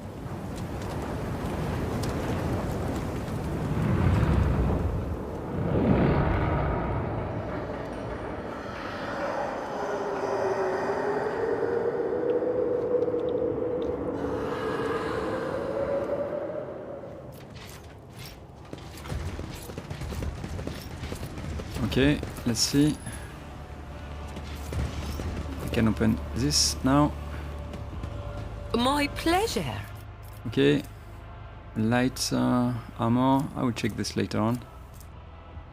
Okay, combat tactics could be for Cassia, but she's not here. Press the advantage. Okay. Every time when more than 2 targets are damaged by the Widow area attack, the Widow gains +4 momentum. Yeah, it could be for Ulfar, but I think I prefer this one. Yeah. And maybe you can... Yeah, this is enough. Oh, let's go. Let's give you something else. This grimoire increases the chance of triggering psychic phenomena by 15. All warp damage dealt by its wielder is increased by 16. Based on what? Willpower? Willpower.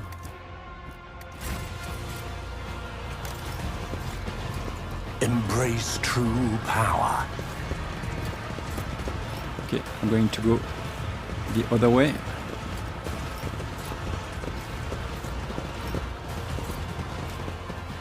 Can I do something over there?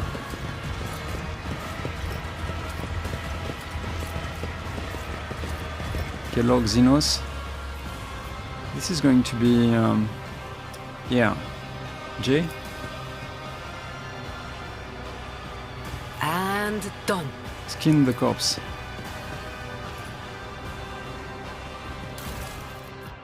Okay. Chameleoline skin. The Drakari warrior's skin was stitched with flexible crystal threads, whose colors shift to match their surroundings and conceal the wearer. Let's seize the opportunity. Okay. The otherworldly shimmer of nothingness promises peace and quiet.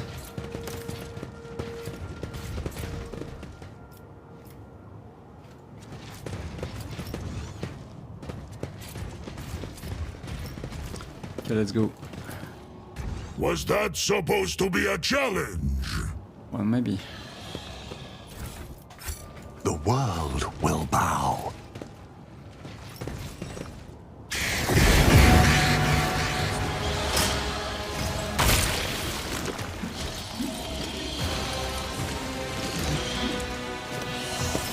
Okay. He is next. Let's see.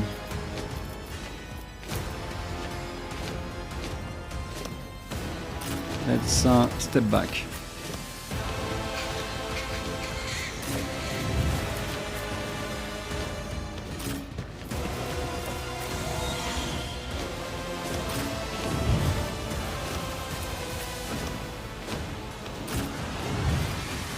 Okay, Seran 2. Yeah, Seran Adira. Solomon, you are not going to stay over there, that's for sure. And Glato, same for you. Let's see.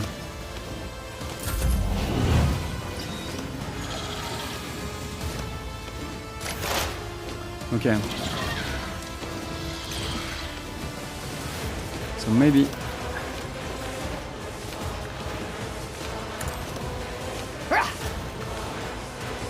Okay. Maybe let's try this one. This tedium is beneath me. Okay. So this is. I am not your Time Xenos to pet fight. monkey. Did I do this? No. If I must, Okay. So claim the bounty. I am not your Xenos pet monkey. Cut the bolt. This tedium is beneath. Fortune favors Which the one swift. am I using? Okay, I think I could be using this one, but I can do nothing over there. Okay. Not. Okay. I guess let's go with this one. I'm hoping you will be dead, but who knows? I am not your Xenos pet monkey.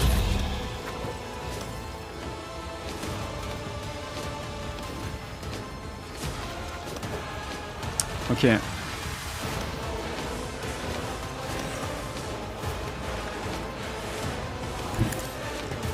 Let's see. I think I'm going to do this or to do this. I think I'm going to do this. Guides me.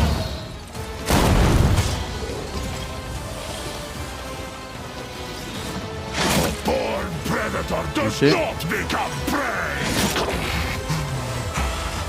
My saga is nearing its glorious end. Okay.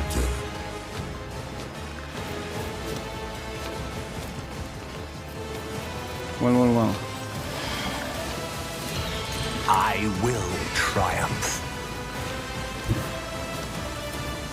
One step closer. Yeah, I think he's going to die. I will triumph.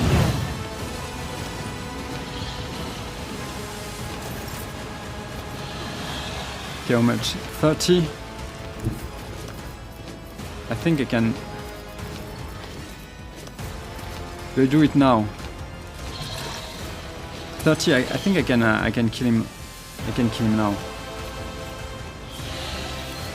Okay, maybe let's do this first. Sow the seeds of discord.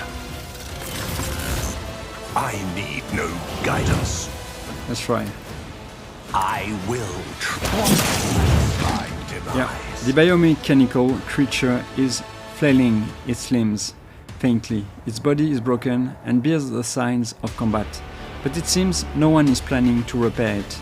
You can see the glistening flesh under the cracked carapace and the bunches of wires that permeate it. The armor plates rise heavily, and the creature emits a withful, creaking sigh full of regret. Examine the creature. Every limb of the creature, the hard ones on skeletal paws and the flexible ones on metallic cords, is equipped with a variety of implements, similar to surgical tools.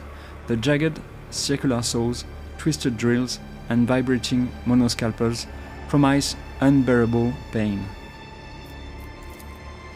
You can clearly see the inside of the mechanism through the holes in its armor. Its guts can open to drag an arm-strong victim inside. Once the victim finds themselves in the monster's stomach, they will be pierced by injectors that will liquefy them. The substance will then drain to the reservoirs and the tail end of the creature. Address the monster. Can you understand me? The creature emits a series of whizzing sounds. Was it an answer? Moans of agony?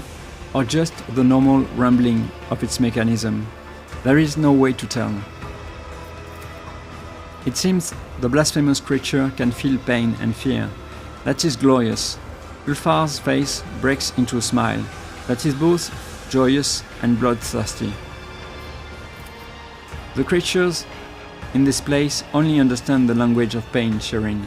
Let's smash its head, and before something happens that we can't undo. What are you? The creature responds with a series of choking and snarling sounds. After a moment, as if realizing that its language is not clear to you, it extends a fighting limb in your direction in a menacing gesture. The message is clear. I am a warrior. I am a killer.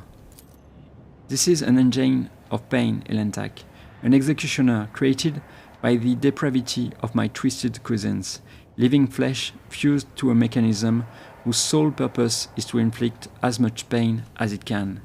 Yrliet's face is contorted with bitterness and disgust. The Dark Ones are caught in a cycle of torment, desperately seeking pleasure in the suffering of others. This machine is but an instrument of their endless desire, a symbol of what they are willing to do to slake the thirst and fear that consume them.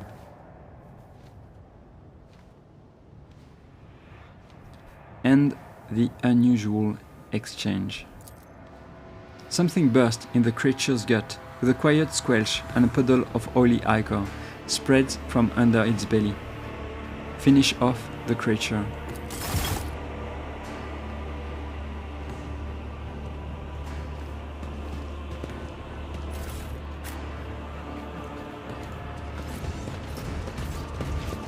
I tread a path unexplored. Enthralled Marauder. I don't think I'm going to be able to do anything with this. Demolition. Only 60? Reporting failure. Oh, come on. Not my best. Yeah, clearly. Not a problem for a proctor. You failed twice. And now you have a head trauma. A job for me. Okay. Carapace of Sorrows. Medium. Once per round, any incoming damage from weapon attacks grants the wearer plus 10 armor for the next round. Plus 10 armor if the wearer's strength is more than 65. I think I need to check this, the armor that Solomon is wearing. Okay, this is for an assassin. This could be useful for Adira at some point. Let's see what I can do with you. So yeah, you are pretty weak at the moment. So by type, can I give you something? Light.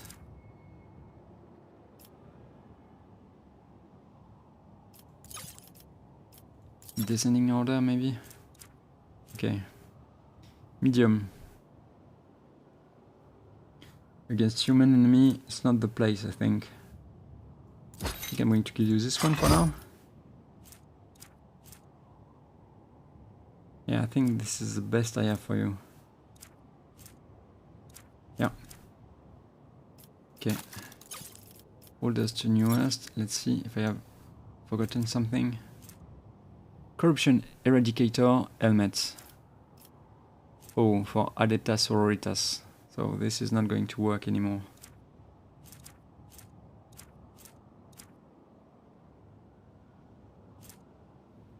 Okay. Collision damage could be useful, and maybe I can give you something else as the cape.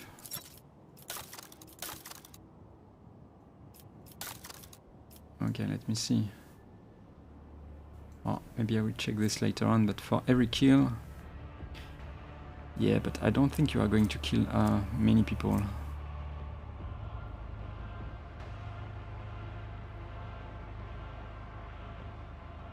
Let me check this. Armor penetration. Okay, perception could be useful for you. I think I'm going to give you this, and then we'll maybe check the rest later on.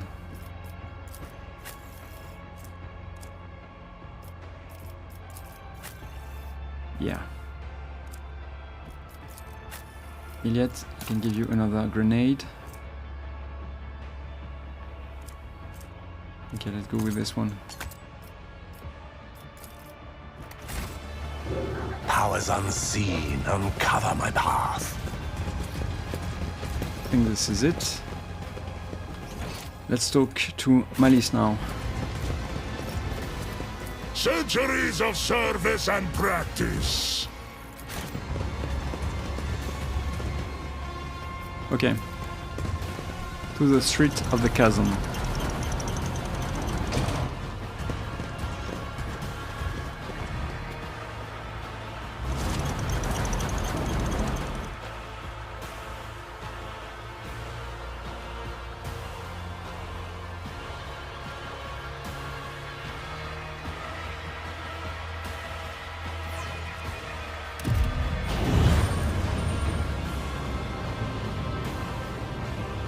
And we are back. So let's go to the pit, I think. Yeah. The world trembles beneath my feet.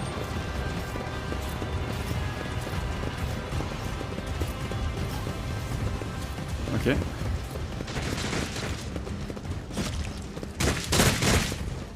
Let me check the place. I think I've done everything I could. I can loot you now.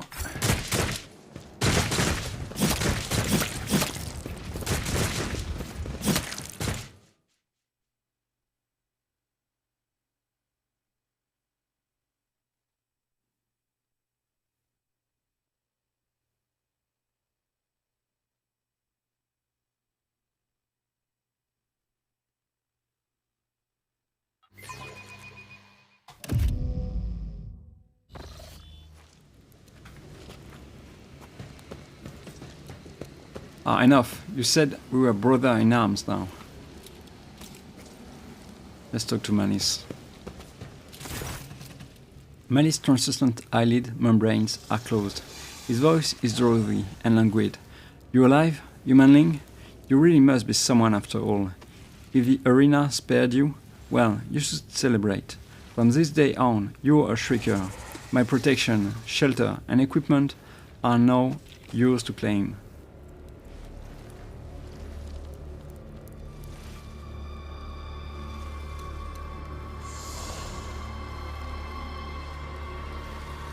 Gesture at the Commissar. Did I not bring you his head last time? The snake's eyes glitter malevolently. You did. I realized I wasn't finished with this lump of meat, so I stitched it back on. The result was imperfect. Then again, your race are defective to begin with, so a few more flaws like madness and regular attempts to drink your own blood aren't very noticeable. I like looking at him, suffering, helpless, so comforting. And when he starts threatening me in that little rasping voice, the Commissar lets out a bubbling rasp. It is surprising how much murderous rage can be infused into such a brief sound.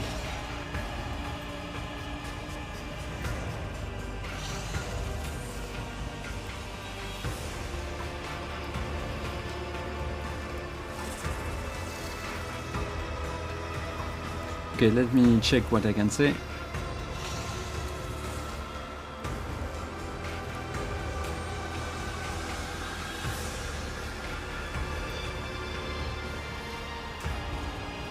Why stop at his head? You could stitch something else onto him. So you do know how to enjoy yourself. Maybe I will look into your suggestion. Hear that, Commissar?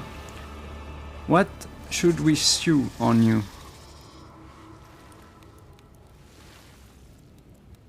I need some equipment. Let's see what you have now. Let's see what Malice has to lavish upon one of his Shriekers. Okay. So this is going to be good for, I think, Yrliet. Sharpshooter. Whenever the wearer performs single shot range attack from any cover, this attack gains plus 12 armor penetration. Yeah, this is for her too. Each time the wearer dodges a melee attack, they gain plus 15 critical hit chance until the end of their turn. Could be for Solomon. And the rest in distortion. Distortion is for me. Or for Severin. And this could be for Solomon too. Let's take everything.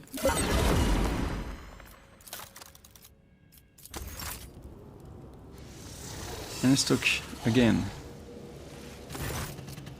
Humanling, relax with us, take a stimulant and enjoy yourself.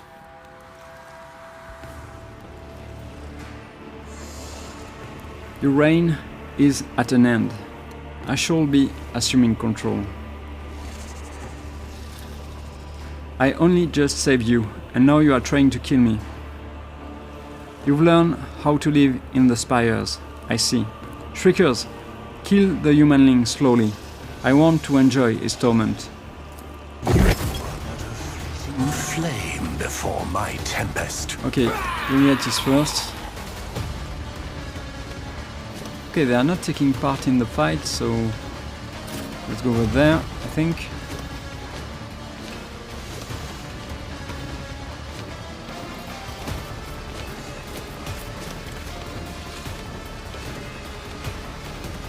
I think I'm going to choose to put him here. This is my tank.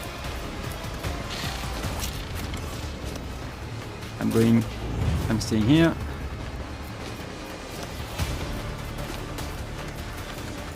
Solomon. I'm guessing you stay here with your dog.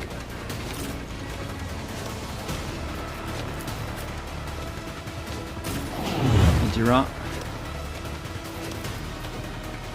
And Jay. Well, Jay, maybe you can... I think you can stay here. You know what? Solomon, Jay is going to protect you. Maybe not protect you because... Okay, let's... I think this is a good place. Well, I'm going to start with Yrliet so she can maybe go there, I guess.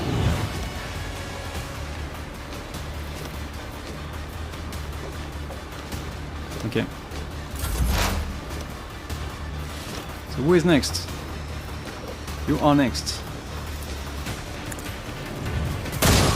You don't want to do that. That's okay. Whenever the wielder attacks with this weapon, scores a critical hit, its damage is increased by 4. I think I'm going to choose this one. I will not, Okay, let's do this. if I must. Let's do this. I am not your Xenos pet, monkey. Okay, I understand your intent. 1, 2, and 3. Okay, they are all here, but maybe I'm going to shoot someone who is not in cover. They are all in cover, so maybe you're.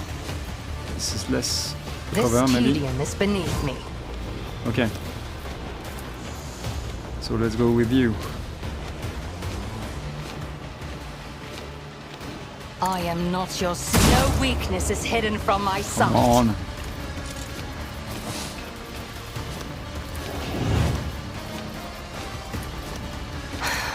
If another soul slips beyond the veil. This is you. I am not your Xenos. Deal death with my hands. Nice one. You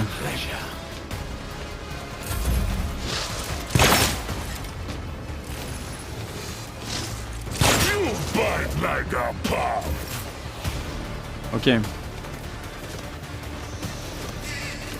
You next. Maybe let's go with this one. The wolf is on the hunt. You will pay for this in blood. Okay. And you're next.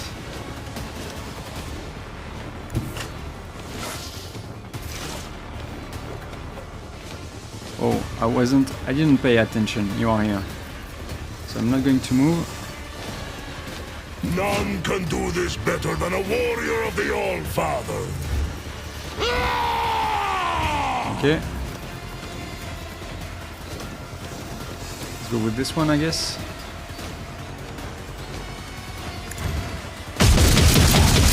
Is thunder. My strike is ruin. Okay. Go with this one. You will pay for this in blood. Nice one. Feel the icy bite of death. I have to recharge. No, I don't. Okay. And maybe I could do this. No, I'm going to stop. Okay. This guy is... Okay.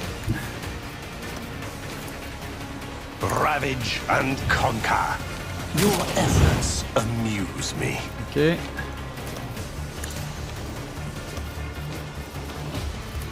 One step closer. Ruin beckons. This strike. I will triumph.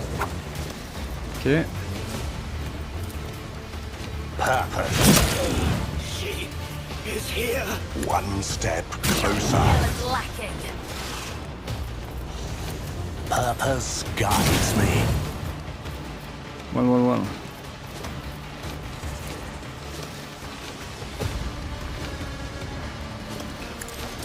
Accept my offering.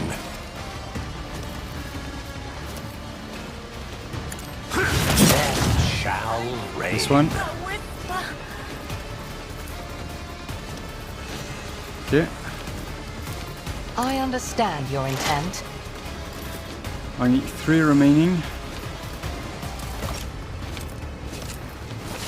Okay. Can I go with I will towards you? triumph. Yeah, of course I can. So I think I'm going to do this. I should have done this earlier, but forgot about this. Purpose guides me. Okay. Amidst the carnage, I find purpose. That's enough for now.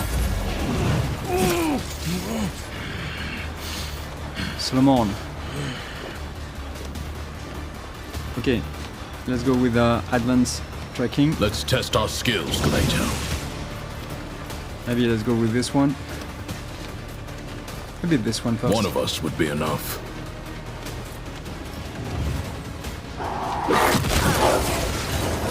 Okay.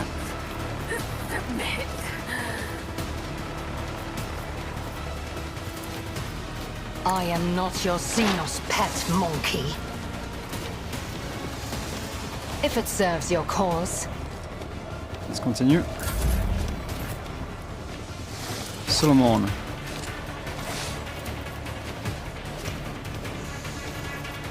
Let's go with consolidation. Glato, we're undertaking this task. Seriously? Hold the formation. Okay. I think I can do this. Understood. Your last stroke of luck. Yeah. Let's attack him. test our skills, Glato. Nice one. Accepted.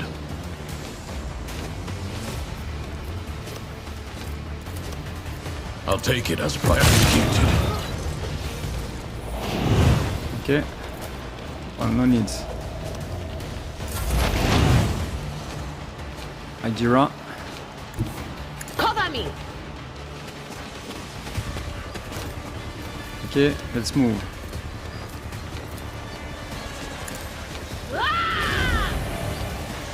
Let's go with strategic adaptation. Damn! What was the command again? And let's Oh, burn the right. guy.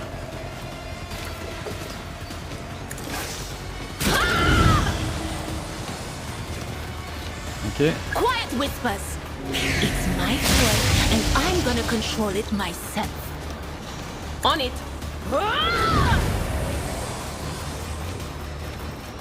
let me see. How many armor do you have? Yeah, you have nothing. But of course.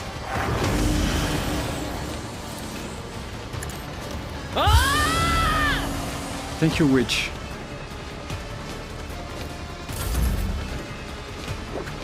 A moving target lives longer. G. So, Seven. Tell me, and it is done. Okay. I think I'm going to give you Am I the getting voice paid of for command and an extra turn. this? You've got a problem. I've got a prize. And well, sorry, birdie, but I think I can kill him. I can kill him like this. I'm going to try. The ruin beckons. One step into the flesh, shatter the Easy one. spirit. He got malice. The old serpent got his scaly arse bit. Shriekers, looks like we have a new boss.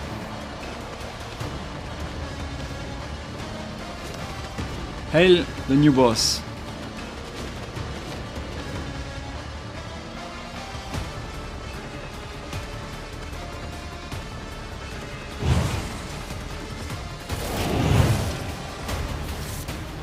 Okay.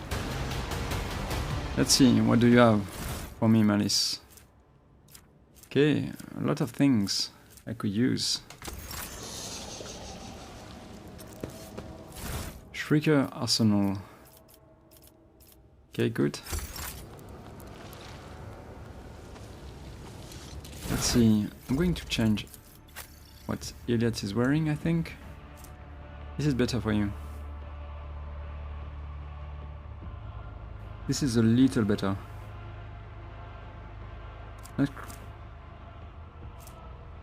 Not so much, in fact. And this one... Okay. I think I'm only going to change the weapon that Severin is wearing. Okay, what is this? What is this one? Okay. So I am increasing veil degradation. That's why I was using them, but this one is way better, right? Okay, let's go with this one.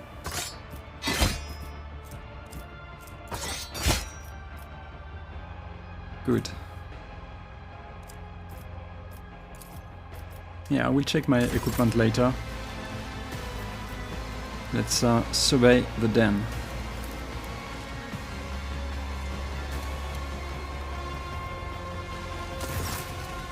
The gang of cutthroat gladiators known as the Shriekers stares at you in terror and obsequiousness. No one dares to wipe Malice's blood off the floor. It is a symbol of your status. Does anyone here wish to challenge my leadership? I don't think they will. The gladiators murmur in fear. No, no one, no. You're stronger than Malice. Lead us. We are yours.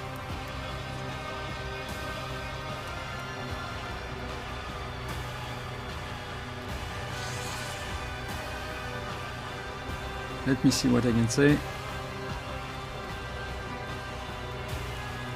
So let's go with... So, you are the Shriekers, the vicious predators who await the death in the arena. Is that what Malice told you? One of the Shriekers answers proudly, chin raised high. Yes, we are death spawn, murderous wretches.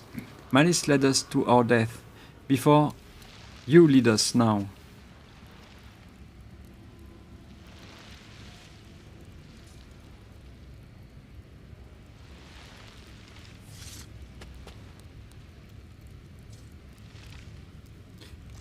I think I will go with and lead you I shall. You may live like refuse, but your death will be glorious. The crowd erupts into a wave of fierce cheers. The stimulant-fueled cutthroat looks ready to burst into the arena right now and threw their own guts all over its floor. Where did Malice keep his trophies? They are mine now. A Shrieker points at a container filled to the brim with loot. This is all we had. Malice used to hide the best spoils in hidden caches, but we have emptied them all. Tell me, Malice, do you still have something stowed away? Some extra special stash? Who can say, humanling? You can tear the den apart piece by piece. You can torture me. You will find nothing. The Slith know how to shut our sense of pain, and will suppressor have no effect on us. So there is one way you can get your hands on my treasures. Open the cage, give me a knife, get on your knees and let me carve your throat open. I will reveal this secret to you as you die.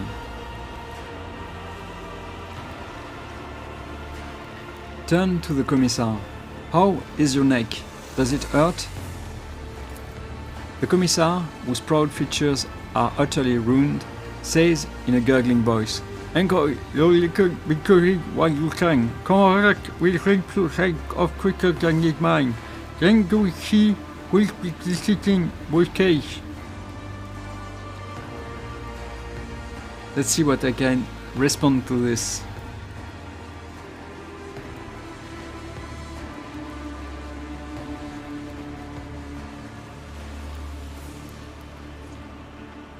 Well, I doubt you will get to see that.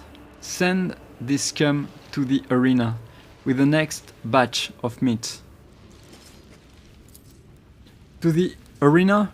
No, please. No. Can I please stay in the cage, please? The Commissar's feigned pride evaporates in an instant, leaving behind a trashing, frightened animal.